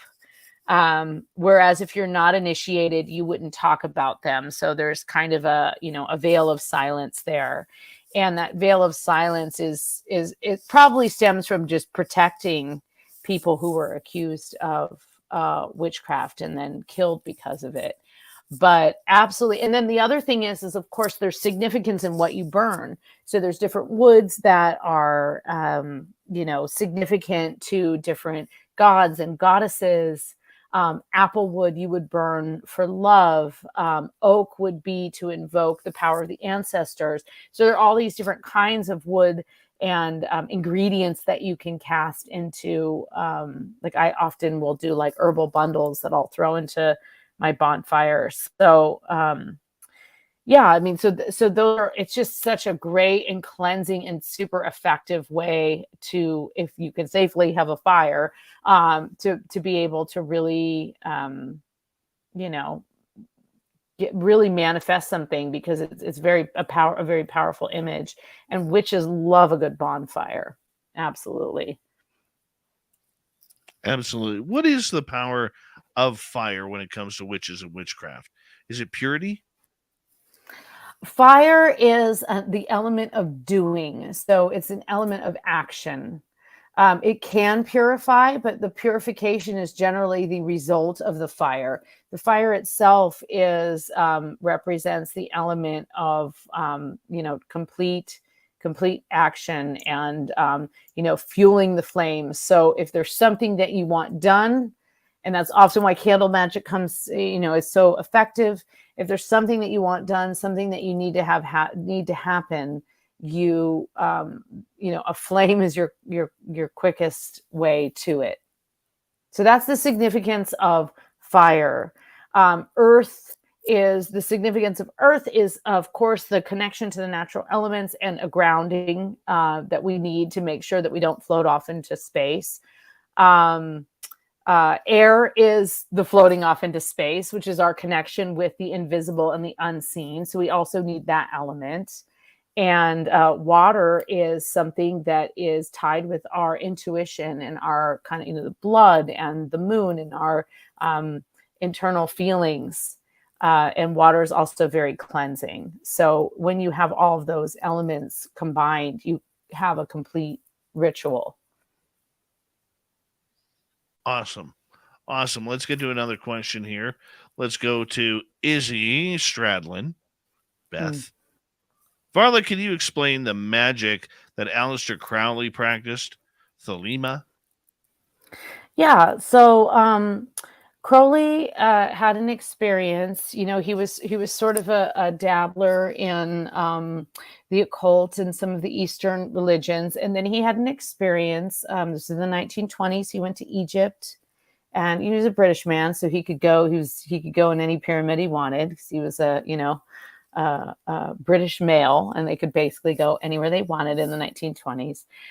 So he went into a pyramid, and he had a very profound experience in which he channeled an angelic being, and he channeled something, and that actually became what is known as the Book of the Law. And that's sort of like I don't want to say the word Bible, because it's actually a very small book, but that was the foundation of what then went on to be the Odo Tempo Orientalis, which is the OTO, which is Thelema, which is the religious facet of magic that he practiced. And it's actually a great read. It's very short, and it has a lot of really great bits in it, and there is a lot of harm, none, but he got this, it came to him. It was a channeled energy. So that's the foundation on which he continued to pursue the ritual magic. There are many. To be honest with you, I mean, I've been involved with the OTO, but more in a peripheral sense. I've been to a few rituals, which is not, you can't always get invited to the rituals if you're not a member of the OTO. But I know some people. And I've worked with some of the members of the OTO on some of their books and things. So I have a working knowledge of it, but I myself have never been indoctrinated or initiated into the OTO. But Aleister Crowley definitely believed in, sex magic was definitely a part of what he did. And that had, that's one of those initiatory secrets. I mean, I actually know what some of those secrets are, but I don't, it's not really my place. It's not my story to tell what happens in those rituals. But the idea was that, you really could make contact with the other side, and that the more that you worked at it and the more that you dedicated yourself to this magical life, the more you could create the reality that you wanted. And it certainly worked for him. So, and it's worked for many, many people. And honestly, everyone I know who's involved in the OTO is incredibly kind and generously hearted people. So, but like I said, I'm just kind of more of the, like, the nerdy little sister on the side. I'm never really gone the next step with the OTO. Okay, continuing on here. Let's see about Candy, who is asking, is it true that if done wrong, a spell will come back to the witch many times stronger? So there is kind of a very common belief in witchcraft that, it's called the threefold law, and it's whatever you put out comes back to you threefold. So the thing is I don't really think the only way you can really do a spell wrong, in my personal opinion, is if your intention is wrong. If you chose, some sage instead of the meadowsweet, or you threw in a gold candle by accident and it was really supposed to be a yellow candle, I really don't think, if your intention is there with what it is you're intending that spell for, I don't really think that can be wrong. But if your intention is very ill, or you make the very amateurish mistake of trying to cast a spell on another witch, and that can backfire on you. But that's one of the reasons people don't take curses lightly. Even witches that practice and will curse, they don't just do it willy-nilly. Oh, I curse you, I curse you, I curse you. I wish you could just point your finger at somebody and curse them, but it doesn't really work that way. The Malokia, the evil eye, doesn't always happen that effectively, at least not for me. So there's usually got to be some intention in it, and therefore there might be some second thoughts. But I think just like what you put out comes back to you. So if you're putting out something that really isn't harming someone else, but might be to your own benefit, that's perfectly okay. You can do all kinds of spells. I mean, perfectly fine to do a money spell or a gambling spell or a win in court spell or anything like that. Those are all, anything you can think of. But as far as doing something wrong, your only mistake would be being wrong in the intention. Because if you've got all the ingredients right, but your intention is off, it's not going to work. But if you have a couple of ingredients off and your intention is there, you're going to have a much more effective spell. Is there a way to know? I don't know. I mean, I've had a couple spells backfire, and I can say I can attribute certain, ill luck that have happened in my life, or things that weren't working. And I've certainly had quite a few people over the years come to me and say, "Oh, I think somebody put like some kind of curse on me. I just can't shake this." And so I'm not really like a diagnoser. I'm just kind of more of like a do what I think is right for the time.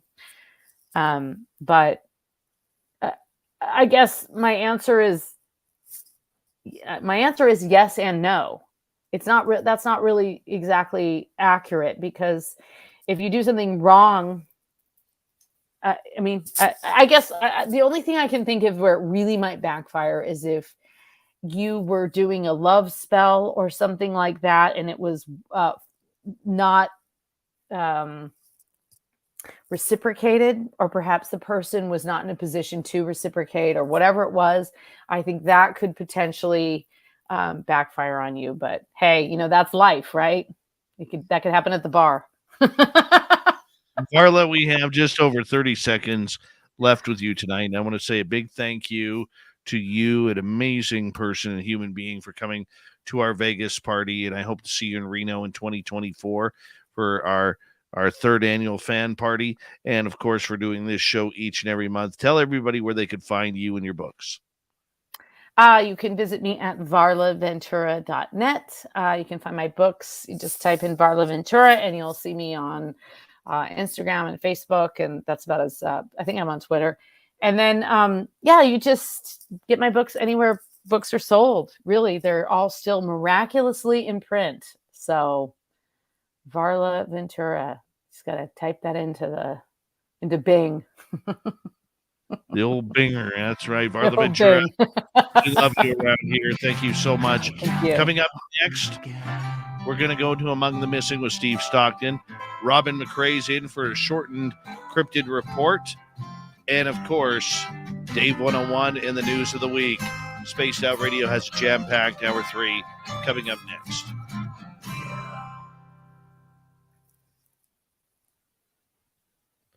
And there we go. Thank you, Varla. Oh, I love Steve Stockton. It's great. He's a great guy. Well, thank you. That was a delight, as always. You was welcome. And Chris Holmes says, Varley, thank you for, it was great meeting you in Vegas. Nice. Yes, you too. Amazing. Dave, the next time we speak, let's just go over summer dates. I want to make sure I have the right dates. For Reno? No, for us, for like the next couple months or whatever. Sure. I'm just traveling, Sure. as you know, traveling, and so I just want to make sure I'm not. Let's talk this weekend. Yeah, let's talk this weekend. Sounds great. Okay. Okay, buddy. Much love. Okay. Thank you. Talk to you care. soon. Okay. Bye-bye. Bye. I will be right back as well as we're taking a quick break.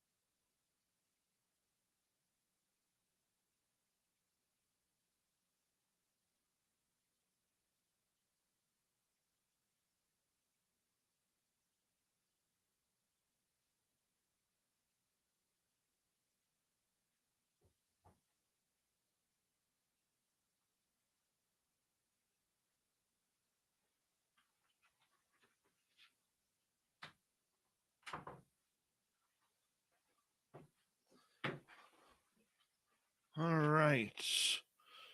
We are almost ready. Thank you to Chris, Everett, CS, DA, Yum Yum, Rob, Deb, Laura, Catherine, Random Gee, W. David Page, and Thomas for the amazing super chats tonight. Very much appreciate the love and support of all of you for supporting us and what we do. So thank you so much. And a big thank you to everybody who came to Vegas. I hope you got home okay. Sweet Donnie Cho, thank you for the super chat as well, my friend. And here we go, everybody.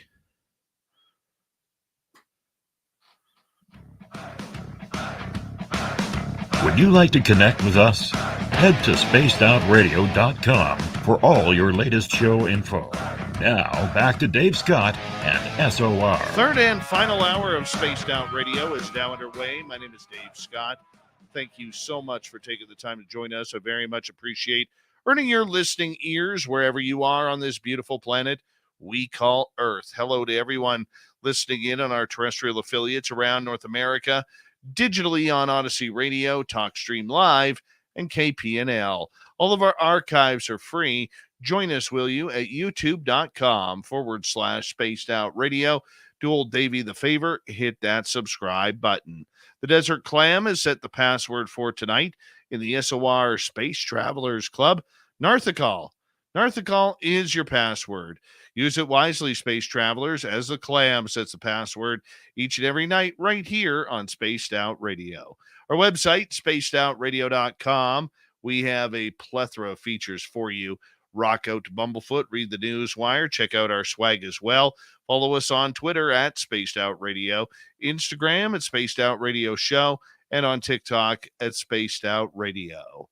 Let us head over to Steve Stockton, who kicks off hour number 3 nightly here on the show with another spooky story from Among the Missing. Hello, friends. Welcome to Among the Missing YouTube channel on Spaced Out Radio. I'm Steve Stockton, and I'm about to take you on an unbelievable journey of people just like you. Their stories and encounters will haunt us on Among the Missing.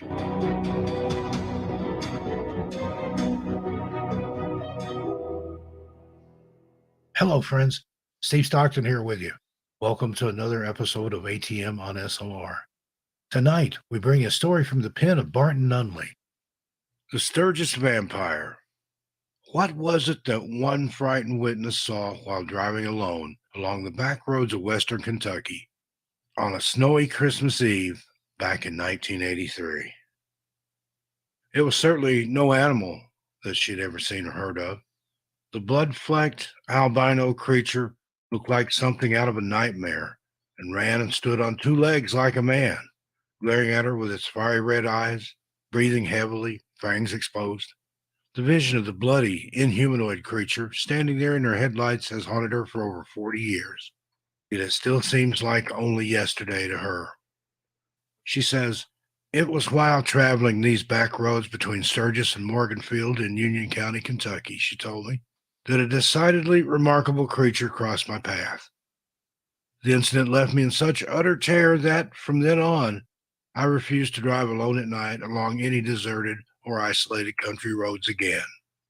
This wasn't an apparition, a ghostly image, strange voices, or unexplained poltergeist activity. There were no warning premonitions of something watching from the shadows, no omens, no mystic dreams, and no psychic sensations. But all that happened that evening, short as the encounter had been, will become intense memories of profound fear. One that still surfaces sometimes, like right now, sending chills all over my flesh at the time of this recording. It was snowing that evening along Highway 60 on my journey from Evansville, Indiana, where I worked at the time, back to Kentucky to see my family for the holidays. Although it was late, close to midnight on Christmas Eve 1983, the roads were well traveled. Not bumper-to-bumper congestion, of course, but enough of a line that it got on my nerves. The cars ahead of me evidently were not sure of the surface of the road as it snowed, and they were keeping to an extremely safe speed, almost 30 miles per hour below the limit. I could not see the beginning of the line as it stretched along into the darkness ahead, nor see the end that drew out behind me. It was just a steady flow of cars going about 25 miles per hour.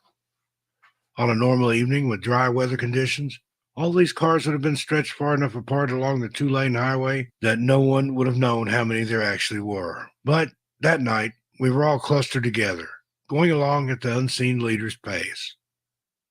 I was confident that I could travel safely at a higher rate of speed, so I decided to take an old country back road that would cut around the parade of cars and hopefully leave me ahead of the traffic where it joined Highway 60 again, about 15 miles down. The old back road I chose ran past some of the abandoned Peabody coal mines, which made for an eerie picture against the peaceful snowfall. The snow itself had been powdery enough that it scattered in whirlwinds as I drove through it, revealing a relatively and surprisingly dry pavement beneath. The heavier snowfall must have stayed north of this road because Highway 60 had been much more slippery and slushy in spots. This allowed me to do at least 35 to 40 miles per hour. The digital readout on the dash read 12:17 a.m., and I thought to myself, Merry Christmas. At precisely that time, I caught a movement in my peripheral vision coming from a field on the left side of the road. My first impulse was that it was a deer running over the expanse of the field and leaping upwards and over clumps of brush. Being familiar with the road, I knew that up ahead was a very sharp curve to the right. Letting up on the accelerator and lightly touching the brakes, I slowed my vehicle down to about 20 miles per hour to anticipate the deer crossing my path as it was traveling closer to my side of the road. It remained a murky object until it reached the widespread beam from my headlights, and I saw that this was definitely not a deer, nor was it a four-legged animal of any type for that matter. It ran on two legs, two human-like legs. As it deliberately moved towards the road from the field just inside the curve, I feared a collision would ensue. I hit the brakes, fought a few skids, then came to a stop a few yards in front of what had jumped onto the pavement and was standing at a halt in the beam of my headlights.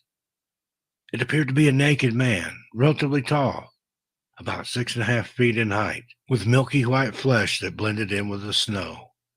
He was raised up on the balls of his large feet, with his legs slightly spread apart as if preparing to pounce, and his particular hairy back was hunched over slightly with his arms elevated halfway up from his sides for balance. Its muscles were tight, solid outlines resembling the finely chiseled marble on a statue from a museum. One of the upper leg muscles trembled like a horse after a hard race. Its sexual anatomy was matted with tangles, uncircumcised, and strangely hefty for a human. There were long, thick, disheveled patches of dark brown hair protruding from its body in various odd places, mostly on its upper torso. Its head was covered with the same untamed mess that hung like a lion's mane over its shoulders and down its back. It just stood there, staring at me through the windshield. Its eyes were like red fiber optic lights with no white around the pupils. Its eyes were like red fiber optic lights with no white around the pupils, and they seemed to have the same iridescent glow that an animal has when caught in the beam of headlights. There were large clouds of warm air coming fast from its mouth as it momentarily rested from running through the field. Its nostrils were large and flared and seemed out of contour for a human. Between the thick exhales of breath, I could see some color around its mouth, chin, and neck that went down to its chest. It too was red, but this glistened in the light's gleam as something wet would. The large snowflakes fell around its hair, melting when it touched the red liquid that stained its skin. He appeared to have bled liberally recently from a wound somewhere in the facial area. My mind was racing with questions and possibilities as to what or whom it was that stood there. Was I the victim of a practical joker? Was it a man who had been in an accident or had been attacked and needed help? An escaped convict? Nothing made sense, really, as I took in more of his ragged features. His ribs were revealed with each heave of his breath as if he was malnourished. Patches of hair hung in clumps on the torso. A few scattered leaves clung to his unruly mane. His arms were as muscular as his thighs and were abnormally long and slender. and his hands ended in spindly fingers with long, ragged nails. They, too, were covered with what appeared to be blood and dirt. In frightful silence, I studied the figure and saw that the blood and dirt was spread sporadically over its abdomen and on its chest. My eyes went back up to the face. Its breath had slowed, and more of its features were revealed. Its mouth showed boxy, outsized teeth and what appeared to be a hideous grin, mixed with saliva and blood and stained pink. Its lips opened wider in warning and revealed two large canines that were thick and longer than the other teeth. Then it licked its bottom teeth with its tongue, running it across his bottom lip. It still maintained an unblinking stare, with eyes that seemed to pulse inside its sunken cheekbones, as if pondering what action to take next. It was in that one tense moment of direct connection when I truly realized the strong difference between beast and man. I was the unwary traveler who had interrupted his beastly movements, and we were now at a standstill, awaiting its decision of whether to pass over my intrusion and go onward or engage in an attack. It closed its mouth, snorted a hefty gust of air, then just as quickly as it had jumped onto the road a few moments before, jumped away to the other side with an uncanny grace, barely touching the ditch and running through the opposite field. I sat there in my car for a few minutes more, looking back and forth at the tracks it had left in the snow, and from both sides of the road. The rest of my travels that evening were rushed and a bit too fast for the road conditions, I will admit. When it was time to leave the next day to return to Evansville, I opted to drive during the daylight hours and to stay on the main roads. Back at work that next week, several of my co-workers in the break room were discussing a series of cattle mutilations and farm animal killings going on in various surrounding counties. Some of the cattle were reportedly left alive, others ripped apart, and some just had certain organs removed. These incidents ranged from the farmlands of southern Indiana and down through western Kentucky. There were several guesses as to what was attacking the animals, and they ranged from coyotes, wolves, and one even suggested that aliens did it. I never spoke up as to what I'd seen, and silently kept the knowledge of that strange nighttime visitor to myself for fear of ridicule.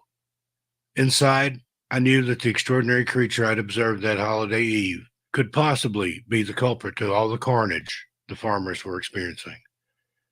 Years later, after I moved back down to Kentucky, I came upon some other witnesses that had seen the same type of creature around the Sturgis area in the same county.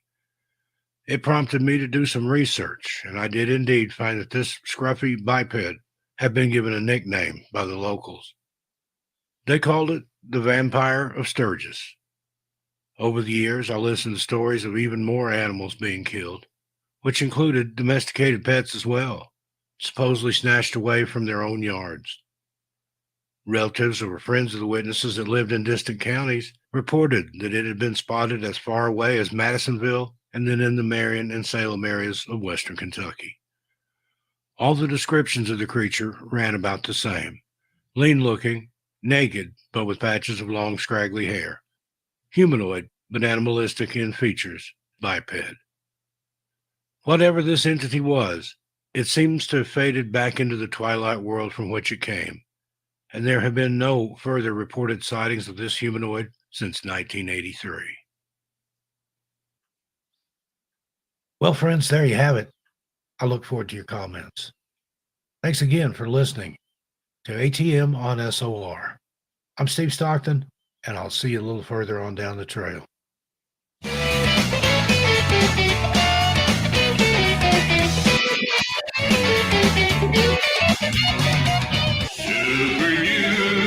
Super you, the Crypted Report with Super you. Filling in for Super Duke tonight, the lovely and talented Robin McRae, who's with us for the Crypted Report tonight. How you doing, Robin? I'm good. How are you? Good. You missed a great time in Las Vegas. Oh, I wish I could have gone. I did live vicariously through watching the videos and the lives and stuff. So that was fun. Looked like you guys had a blast. Well, it was a absolutely great time that we had, and thank you, and hopefully we get to see you next year in Reno for the next one. Yeah, I would love that. And I'm going to see you. And I'm going to see you in Nebraska.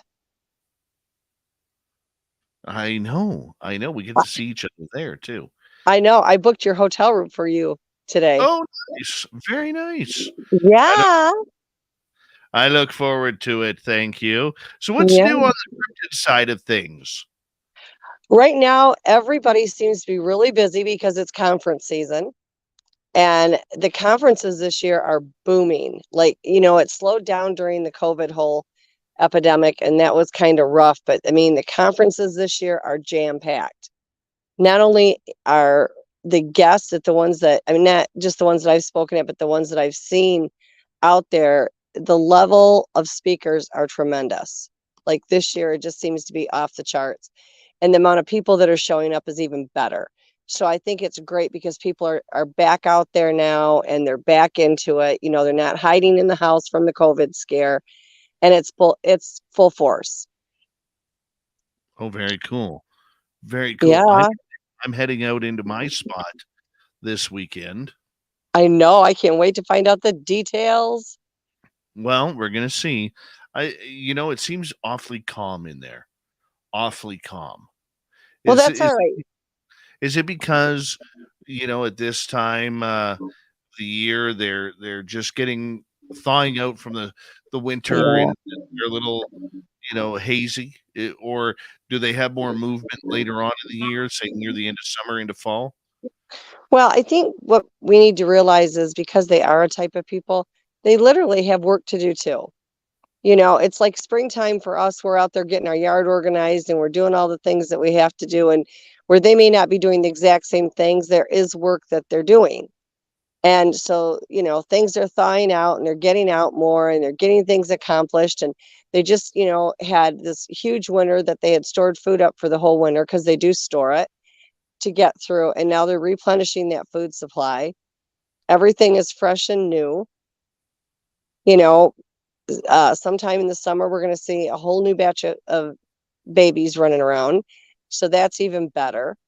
So yeah, give it time. They'll get more active as things progress through the summer, and of course, we know they get really active in the fall when it's a little bit cooler, but they're just getting out and they're doing the stuff that they have to do to survive.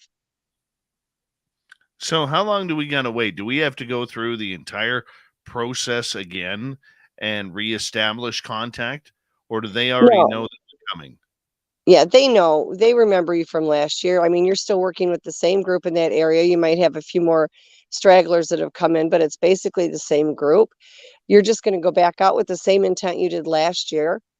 Go out there, talk to them, say, we're back. This is what we're doing. Let them know your intent. They're going to read the intent in your heart anyway. And it's going to be maybe a couple weeks of just, kind of like when you went back to school as a kid, you had that first couple weeks in school where it's like, oh yeah, you're seeing everybody again for the first time. And then it's going to go right back to normal. Awesome. Well, I can't wait.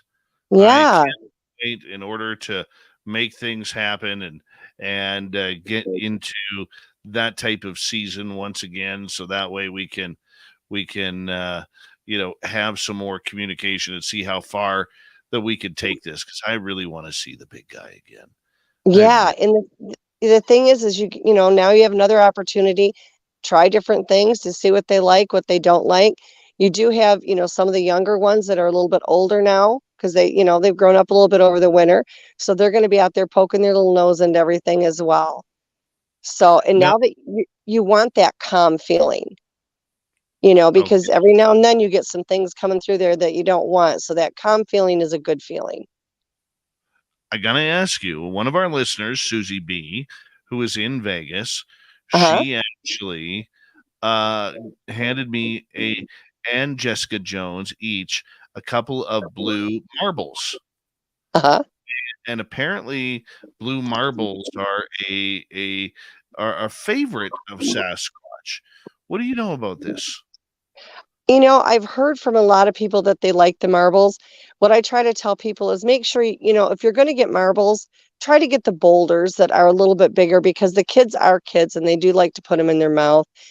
They seem to, for whatever reason, I've heard a number of people tell me that they like the blue ones. Again, I think it's more myself. I think it's more of a personal preference, but the blue is, like white. We know that they look at anything white as pure. Blue is calm. Blue is peace. Blue is the sky. They may be relating that color with that, and that's why they like it. They might like the way it reflects in the marble itself.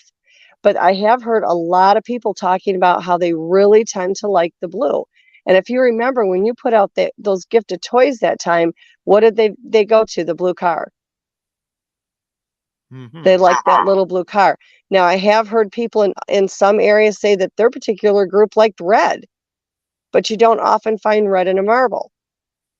Yeah, I mean, you can, but the blue and the greens are more common. But they do definitely, for whatever reason, from what people have told me, they gravitate towards the blue and the marble. Well, we're going to see. Yeah. We're going to see what happens. Yeah. Just like I said, when you're gifting marbles, really be conscious of the tinier ones. It's not that they can't have them because they get beads and other things like that. But, make sure that if you can get the bigger ones, that might actually be a little bit better just because of the kids. Kids are going to be kids no matter if they're our kids or their kids. And we all know how kids put everything in their mouth. Right. The older ones aren't going to care. They look at the marbles just like you would a bead, and most of those marbles, if you look at it, to me anyway, it almost looks like a galaxy inside the marble. And I think you've got in that galaxy, especially with the blue, it looks even more so. So there might be something that, has to do with that ties it in for them as well. Because it definitely seems to be in the marble. More people than not are saying it's the blue that draws their attention. We got under 2 minutes to go here on this shortened cryptid report. How often does one have to wait before the signs start coming? Is it weeks? Is it months? It depends on the individual. Like the group that I had in Michigan, it was instantaneous. The group I have here in South Carolina, it's kind of on their terms and which one, wants to have that contact. The ones that you work with tend to be a little bit slower and more cautious because of the area that they're in. But the ones that recognize you, I think, will come forward sooner than some of the newer ones there. Go in with the same intent, just like you're picking off where you left off without hesitation, knowing that you know what you're doing, what they like there, and just continue on with it and talk to them. Talk to them in their mind on your way out there. Talk to them in your mind and verbally when you're there. Just like, if your intent is you're picking up where you left off, that's going to follow on over to them. That is awesome.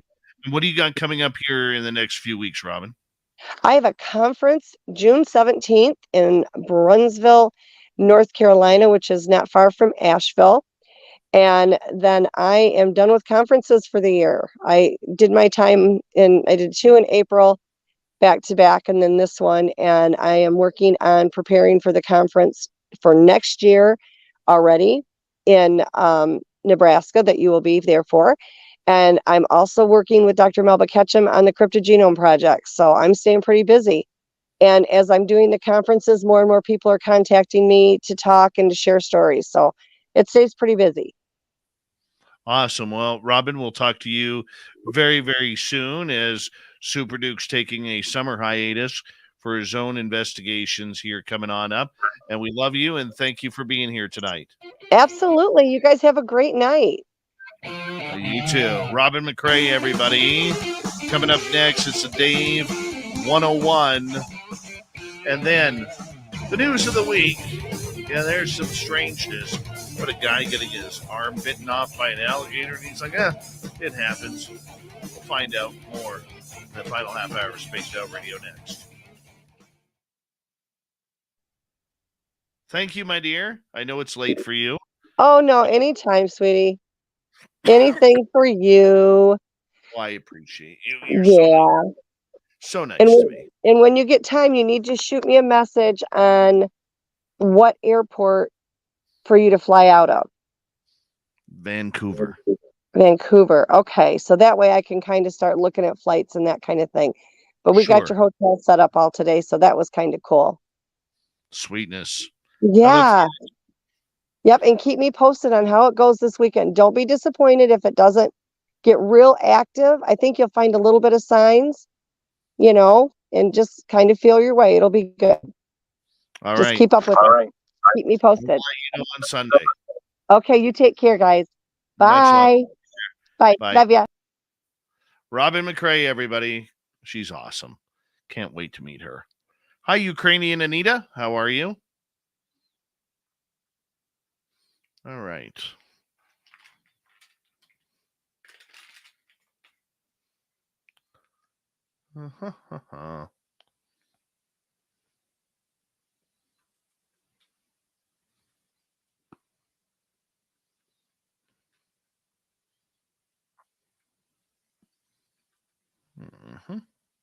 Justin Hemmingson, how are you?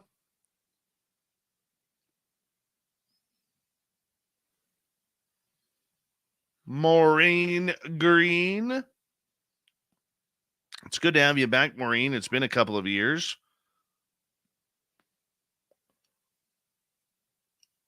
Random Gee. What's happening?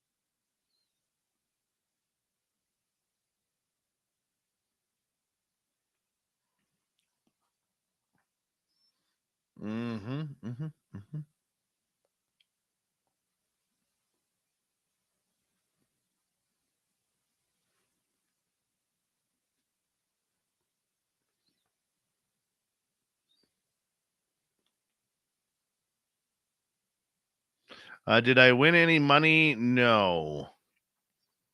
No, I did not win any money. You got Aquifer for your tattoo? No.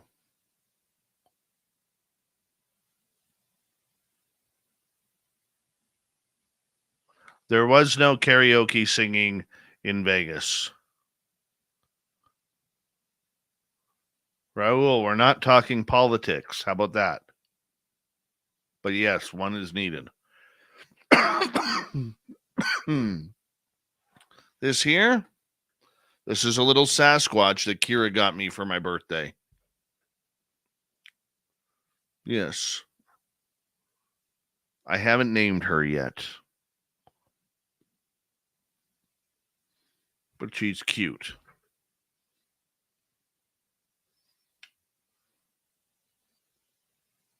Mm-hmm. And she's soft. And she's sitting right there because that's where she deserves to sit. Thank you.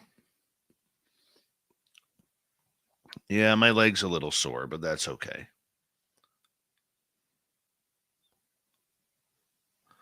Robbie G, how you doing, buddy? One Life Man, nice to see you again.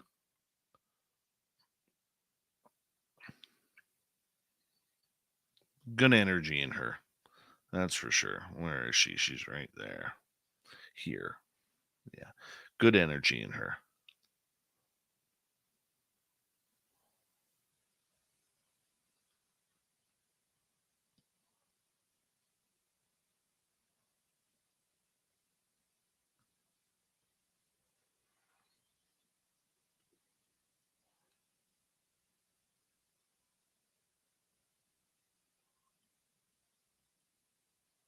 No, not itching it. Not at the itchy stage yet. I'm still at the sore stage. I'm pretty happy about it. What's a squatch? I don't know what a squatch is. Here we go.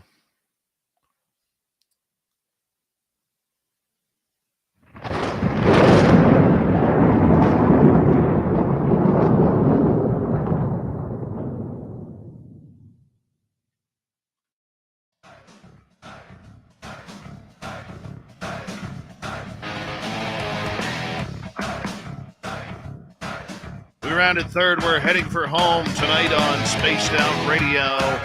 My name is Dave Scott. Very much appreciate earning your listening ears. Want to remind you that if you've missed most of this show or others, check out our free archives by going to youtube.com/Spaced Out Radio. Do old Davey the favor. Hit that subscribe button. Our website is spacedoutradio.com. We have a plethora of features for you. Rock out to Bumblefoot, read the news wire, check out our swag as well. Follow us on Twitter at Spaced Out Radio, Instagram at Spaced Out Radio Show, and on TikTok at Spaced Out Radio. It is that time of the night where once again I yell at everybody to get off my lawn. It's the Dave 101.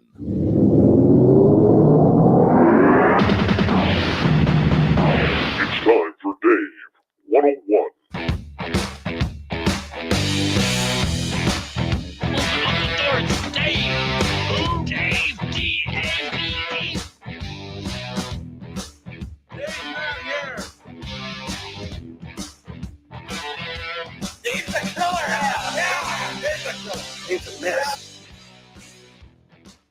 The story of a lifetime is apparently about to drop in the Washington Post, where Ralph Blumenthal and Leslie Kane are allegedly about to drop disclosure. Disclosure. Disclosure. And apparently this is the article of all articles that will once and for all end the debate on whether or not we are alone in the universe. Well, I'm taking the wait and see approach because we've heard this disclosure much before. Yeah, we've heard it for years. We heard it from the TTSA. We heard it from Dr. Stephen Greer 30 years ago and 20 years ago. The big D, as we call it in this field, is a much maligned word that is thrown around more than your average adult movie star. However, this is where I am telling our audience, take caution. Because what is disclosure after all? To every one of us, it means something different. To some, it's the admittance that UFOs or UAP are around. Well, good luck in finding more man-made objects that stand for UAP. We want UFOs around here. I don't like the idea that any type of disclosure that we are going to see is going to have little caveats around it. Yeah, well, we can't tell you the whole story. Why? Well, national security. No, we're not going to tell you about aliens. No, we're not going to tell you where they're coming from. No, we're not going to tell you that we have crash retrievals. No, we're not going to tell you this or that, or come on, just get off the soapbox and let real disclosure happen. The unfortunate part about what we are going through right now is any sort of soft disclosure is going to be the ultimate orgasmic satisfaction for people at UFO Twitter, the I told you so's, the pro TTSAers, and everybody who stands on that side of the ledger. Now, come to the reality side for a moment, will you? Come on over. Come on over.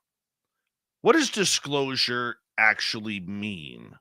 Well, if you Google it, disclosure has this meaning. Right? The act of making something known or the fact that is made known. Any public disclosure of this information would be very damaging to a company, as an example. Okay, which means we need to know everything. We need to know what happened at Roswell, what happened at Kecksburg, what happened at Aztec, what happened in Phoenix, Shag Harbor, and everything in between. Have we made alien contact? Okay. Is Skitty Bob real? What about, all of these alien sightings people are having? Does the government know about those? What about these orbs that are speeding through the water at Mach speed, then take up into the air and shoot up into the stars at about 60 to 80,000 miles an hour? What's ours and what's not? Is there a secret space program? This is the disclosure that we need. It isn't about valiant Thor working for the White House or the Pentagon, even though that would be nice to know as well. We don't need to know about human drones. We don't need to be blaming China or Russia anymore because we already know their spy systems are coming through North America on a daily basis. No, this is about real UFOs, not this UAP crap. Okay? We need to know about real UFOs. We need to know about real aliens and other civilizations that are out there, not stuff that is made in Taiwan or made in Beijing or made in Moscow or Vietnam or wherever it may be. We need true answers. And that is the battle that we are seeing leading up to this point, is what is the true answer? Gary Nolan from Stanford University has taken a lot of heat for coming out that he believes that 100% aliens are here. And of course, because of the amount of vile comments that he got on social media, he has slowly kind of retracted that statement, right? But it's out there. He said it. He said it to a group of potential investors who may be looking to get into the UFO game. And why not? If they're willing to write the check, we should be willing to spend it on trying to find out the truth behind this story. The identity of disclosure is opening up that Pandora's box that sits in the Pentagon somewhere and letting us know.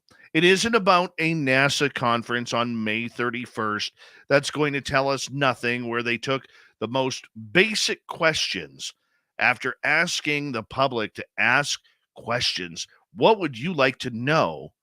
Type it in here, and then taking the same 8 basic questions that a 3-year-old could ask them. Yep, the cover-up is on. We know there's a narrative, and we know it's not changing. But for the love of God, do not call this or anything that comes out a disclosure. Because we already know. We already know there are things happening that cannot be explained. We already know that UFOs are real. We already know that UAP are man-made. We already know that the government doesn't want this story to come out, neither does the military. We know that we are in a confirmation movement, which is why, while everybody is getting excited, and I've taken phone calls even tonight on it, everybody's getting excited about this big Washington Post article that is going to electrify the UFO audience. And I'm taking the stand that I will believe it when I see it, or in this case, read it. Look, we have had the wool pulled over our eyes in this community enough to know that we're tired of the BS. We're tired of the hype. We're tired of videos of flares. We're tired of videos of the video of the century. This one's going to say it. Or you get some government official saying, yeah, but if you saw the full video, you would understand what we're talking about. Well, show us the video. You know, it reminds me as a kid, and I think we all went through this, when late night in television, where sometimes they may have showed some nudity, and mom and dad would be there covering your eyes, saying, oh, you can't look right now, son, or you can't look right now, daughter. That's what they're doing to us when it comes to UFOs and disclosure. They are covering our eyes very weakly and saying that there's nothing there to see. While in the meantime, they're telling us there's plenty to see. So which one is it? Which one do they actually want to give us? If you talk to Bob McGuire or John Ramirez, who are both at our SOR fan party, they are hyped up that disclosure is literally around the corner. And we are talking like that foot is right around the corner and they're about to step across into our sight lines. That's not the case. Don't believe it at all. They may know more than you and me because of the insiders who they talk to who are still affiliated to the alphabet agencies, whether it's the CIA, NSA, NRO, FBI, or the military branches. But on the serious side, how does that help the public? What are they going to tell the public? And is this a one and done story that's coming from the Washington Post? Or is there going to be major follow-up because disclosure is about to happen? This is what we need to find out. Ralph Blumenthal is a Pulitzer Prize winner. He would love to have his name attached to this. Any journalist would. Leslie Kean is the pride of the field of ufology, going back to Bud Hopkins, John Mack, and many others. They're going to get what they can. But to say that it's disclosure, we're going to have to read it before we believe it. We've heard the motto before, and we've had the wool pulled over our eyes many a times. But aren't we getting a little tired of the same thing happening over and over and over again? They keep telling us we don't need to know. Keep telling us we're not ready. Even though I don't believe society as a whole is ready. I'm ready personally. People who've had UFO contact or extraterrestrial contact are ready. Is the public ready, though? Those who work on Wall Street, those who work in the financial industry, those who are part of serious religions, those who are paranoid about life right now because life is hard, are they ready? Are they ready to have their TV, their internet, their radios inundated with UFO stories from reporters who really don't care about this topic and not telling the full story? Are they ready to learn that their two children, house with a white picket fence, one dog, one cat, isn't all that life is cracked up to be? It's interesting to see where this is going to play out. Now, I'm not as excitable, and I don't agree that we are close to any sort of disclosure. Call it a feeling that I have. I've been wrong. I could be wrong on this. But I really do believe that we need to, as a UFO community, not buy in to absolutely everything that is brought forward. Whether it's a UFO video, still photos, podcasters, radio broadcasters, YouTubers, you name it. We need to stand up for ourselves. We need to edit ourselves. We need to be our biggest skeptics because we know the truth is out there. But who is giving us the truth? Up until 5-6 years ago, everybody in ufology knew the words of this: never trust a government agent when it comes to UFOs because they're not going to tell you the truth. And now the government is telling us, trust us. We're going to give you the truth. We're going to get down to the truth. We want the truth. We're fighting for the truth. And in the meantime, many people who are allegedly fighting for that truth are working for Space Force, Space Command, and the DOE and the NRO and every other alphabet agency that wants to do a cover-up on this. There's a lot of hypocrisy going on when it comes to the word disclosure. This is why I never bought into UAP. I never bought into disclosure. And I've tried to forewarn all of you to take a deeper look into everything that goes on, because we are going to try and have more wool pulled over our eyes. We don't have to take it. We can be smarter than that. But let's take this by baby steps and feed the information into ourselves to see what is right and what is just plain wrong. That is your Dave 101 for tonight. Let me know what you think by leaving a comment if you're listening to this on our YouTube channel. I'd love to get your opinion. And now to the news. What time is it? It's time for Shirky Poo's news! All right, let's get right to it, shall we? A Florida man, and of course it's a Florida man, recently lost his arm in an alligator attack, and he says, no big deal. Yeah, 23-year-old Jordan Rivera was walking behind a bar in Port Charlotte early Sunday when he fell into a pond. He told the outlet that the lineup for the bathroom was so long, he figured he would just go out back to relieve himself. So I ended up walking over to the watering hole. I didn't realize how big it was at the time. And as I was going over there, something happened where either I tripped on the ground or something. I just went down. He goes, I ended up in the water. And that's literally the last thing I remember. Well, he woke up in hospital, quickly found out what happened.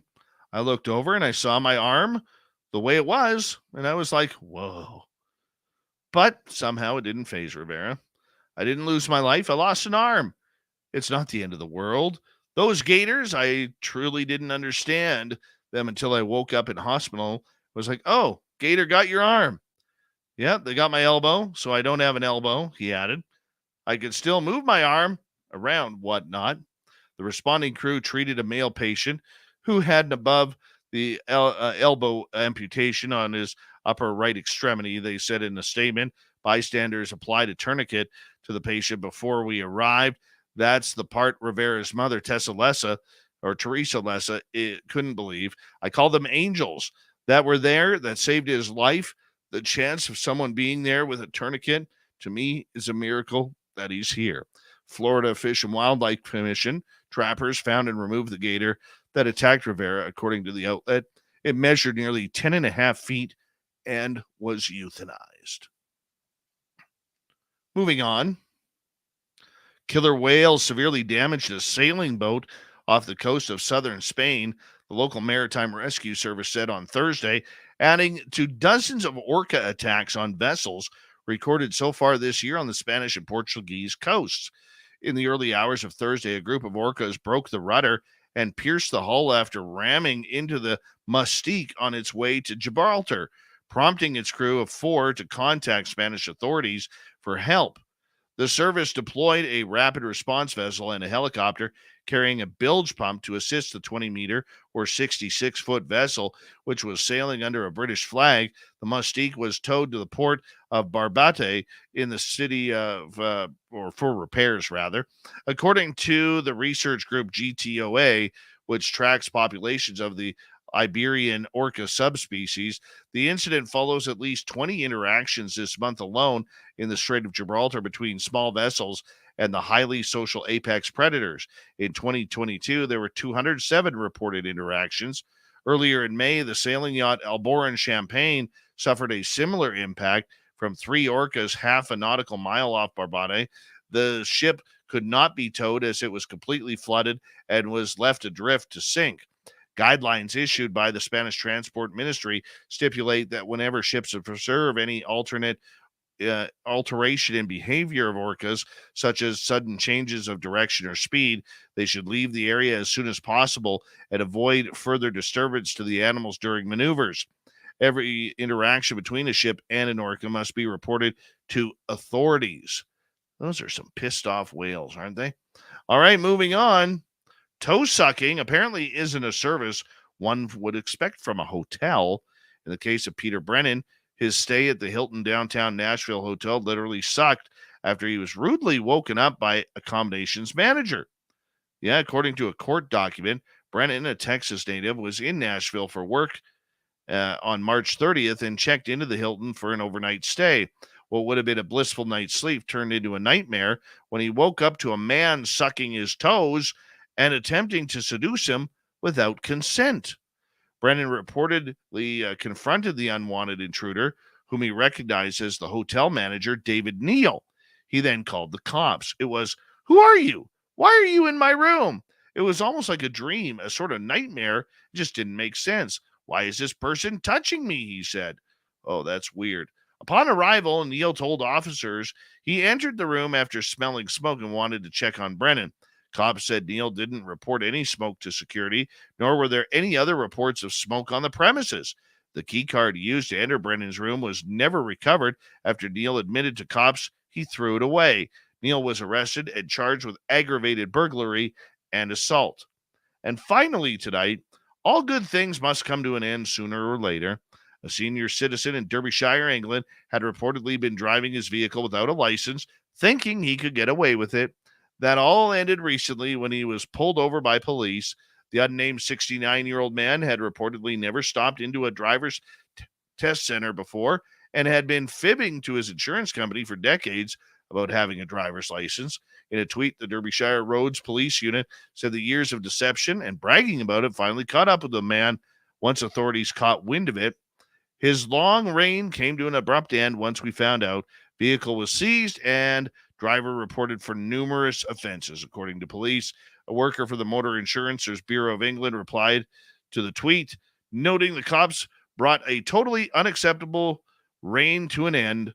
The bit he was missing was that he had been involved in a collision and we paid out on a claim, which would have come back to him for the total cost of that claim. Oh, bad drivers in England. Oh, yeah. We got Mr. Ron Bumblefoot Thal rocking in the background with Little Brother is Watching. Bumblefoot is the official music of Spaced Out Radio, rocking us in and out of every single show. Get your horns up for the guitar god himself. Special thanks to everybody listening in at home, at work, in your car, wherever you may be. Thank you to everyone in our chat rooms tonight. YouTube, Twitch, LGAP, Facebook, Spreaker, the Space Travelers Club, LinkedIn, and on Twitter at hashtag Spaced Out Radio.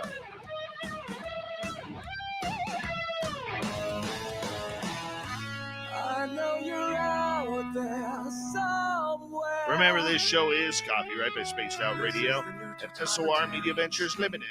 Thank you so much for choosing to share your evening with us, because together, my friends, we're watching. We own the night. Mr. Bumblefoot, we need a favor. We need you to take us home.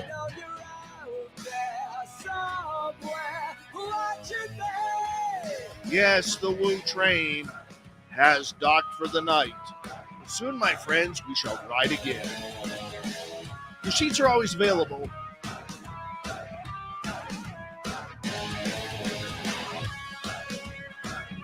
Your tickets never expire.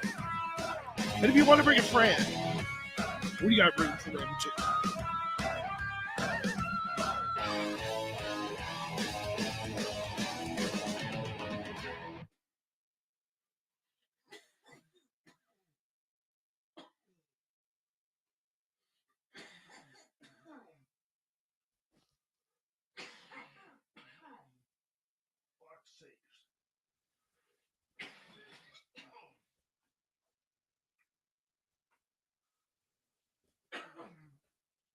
Sorry, lost my voice.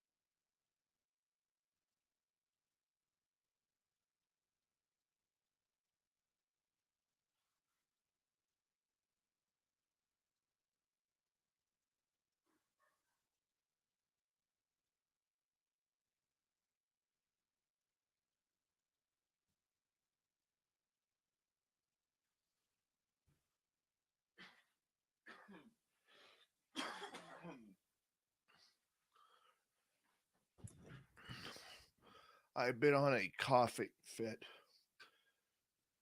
This is a goddamn airplane. Oh.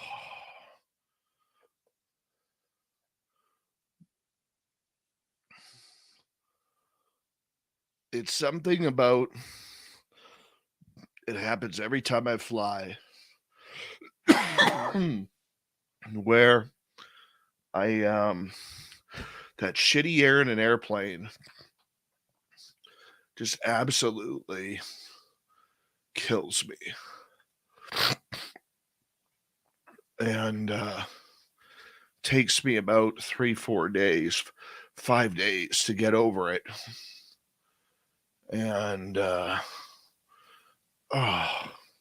sorry. I apologize.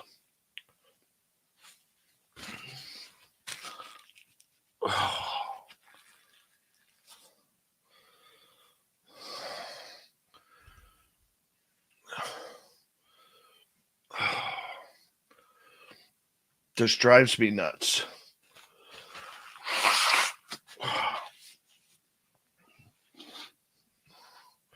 Drives me absolutely batty.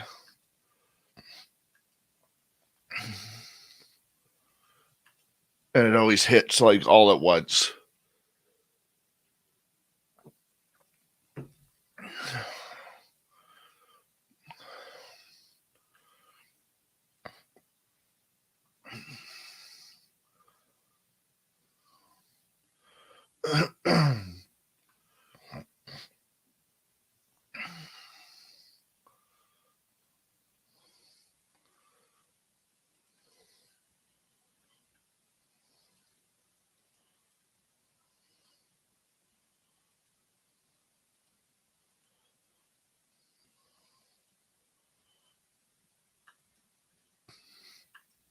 I love flying, but I friggin' hate flying at the same time.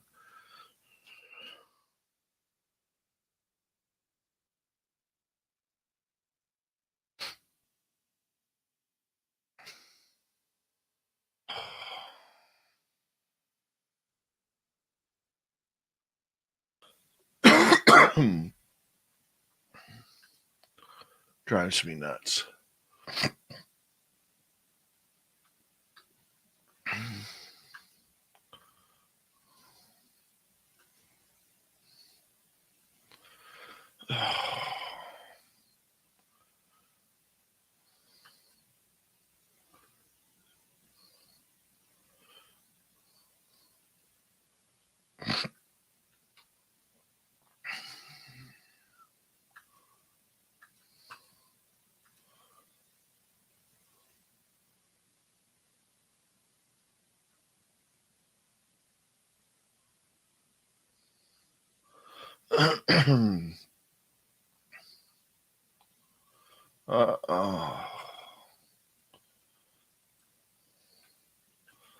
Archie will be back tomorrow night.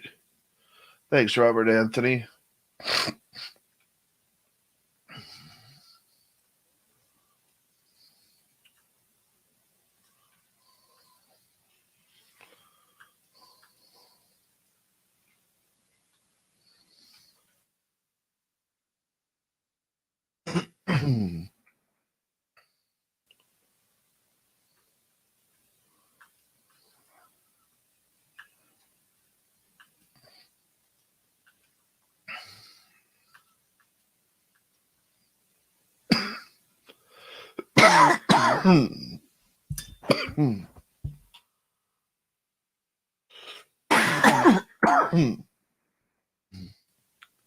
There are a number of us apparently who got coughs down there. Eric Markham got them. A few others.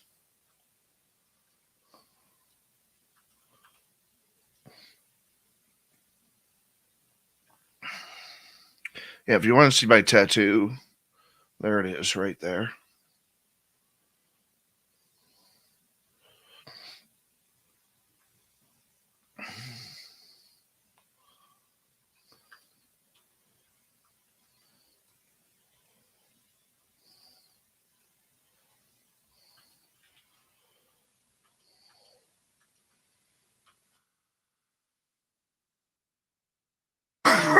I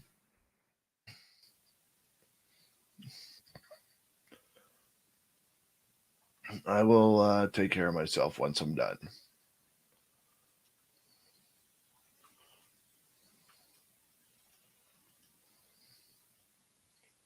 Right now, I gotta work.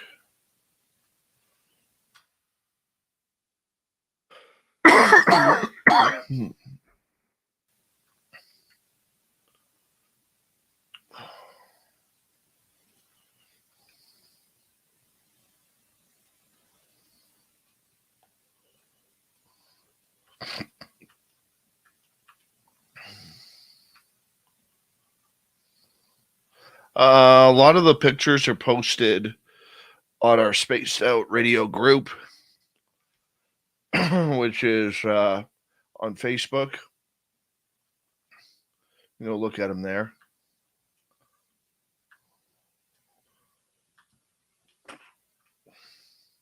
My profile has a bunch on Instagram and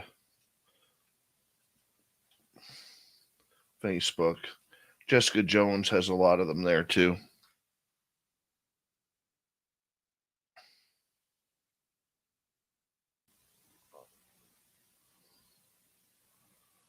Thank you, love.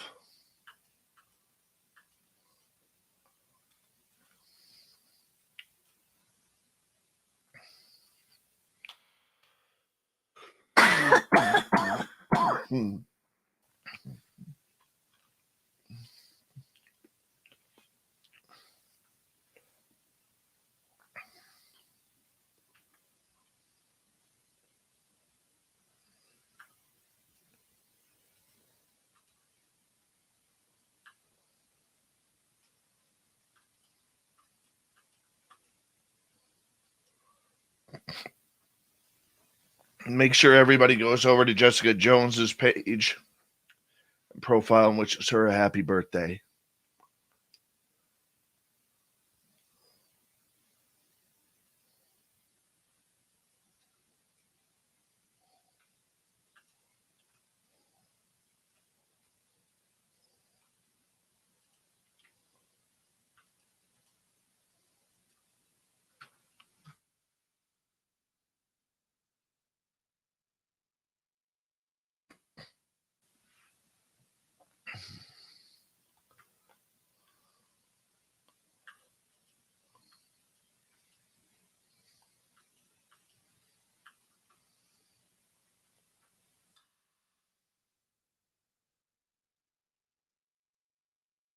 Hey, Dry Toast, how you doing?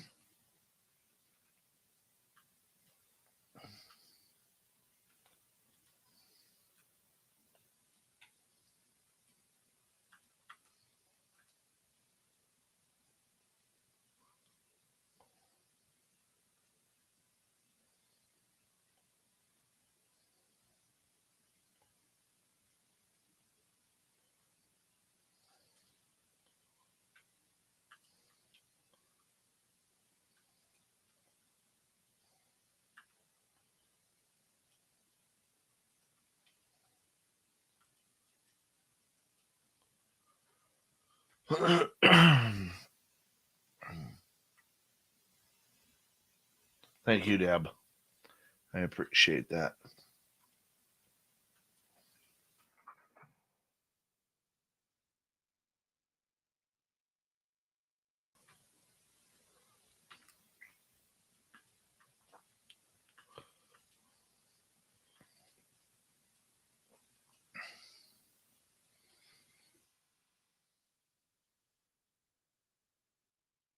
Hey, River Dogma.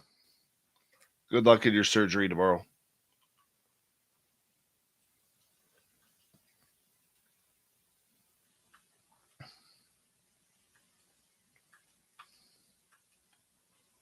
Gaily C, how you doing? I will put my Vicks Vapor Rub on, take a couple Advil cold and sinus, and I'll be fine overnight. Ready to go for the morning.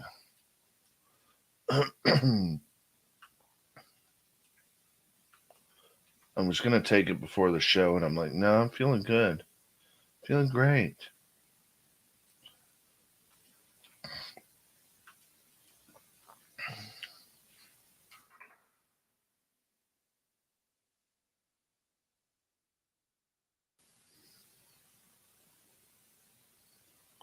Penny Van, it's always worked for me. So I've been in radio since 1998.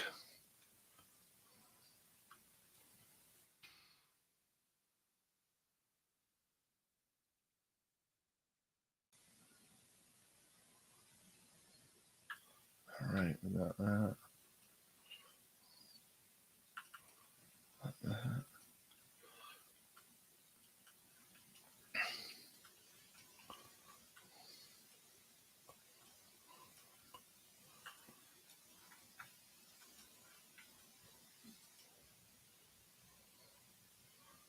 Thank you, Jess. That's true, Deb. Never trust a cough or a fart.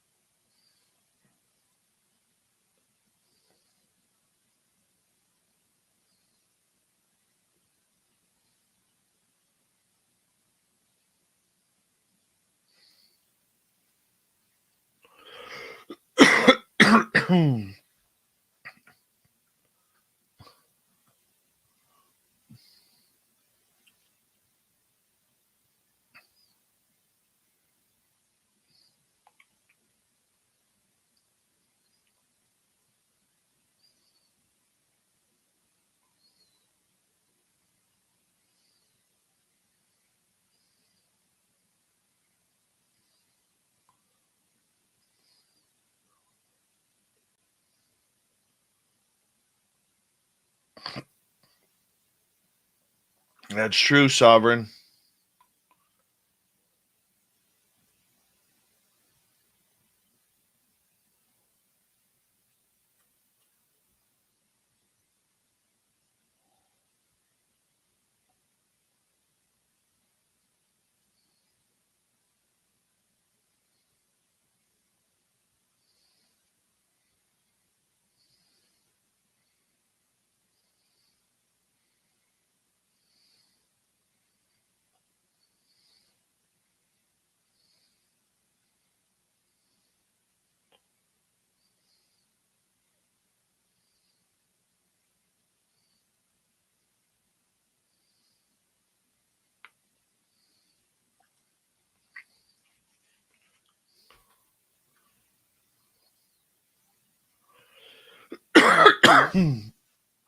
Sorry I'm not talking much.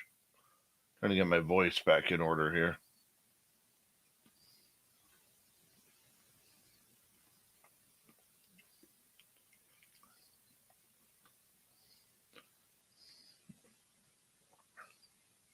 Jack Weldon Brawl. Why no members? What does that mean? Not sure what that means.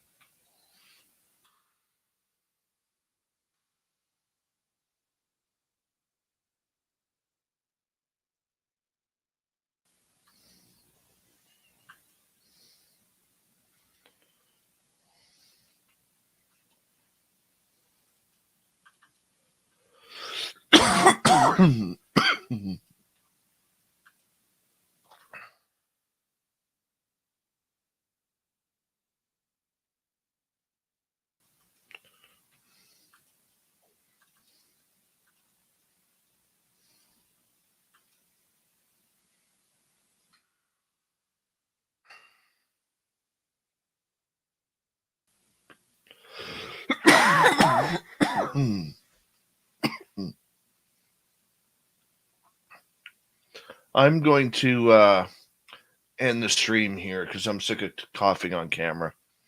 But sorry about the ending with my coughing fit. Tomorrow night, it's round table night, so we'll have a bunch of guests on talking about what's going on. But we'll see you all tomorrow. And thank you so much for joining us. Thank you to Thomas, W. David Page, RG, Catherine, Lara, Deb, Rob, Yum Yum, DA, CS, Everett, Chris, Donnie, and Deb again. We'll talk to you all tomorrow.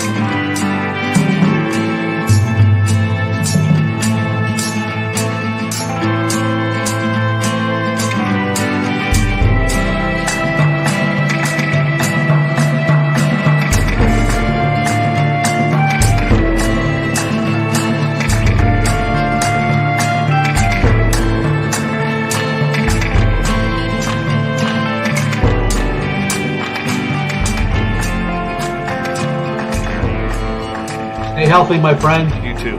You need bail money, give me a call. Always, Dad. Take care. You too.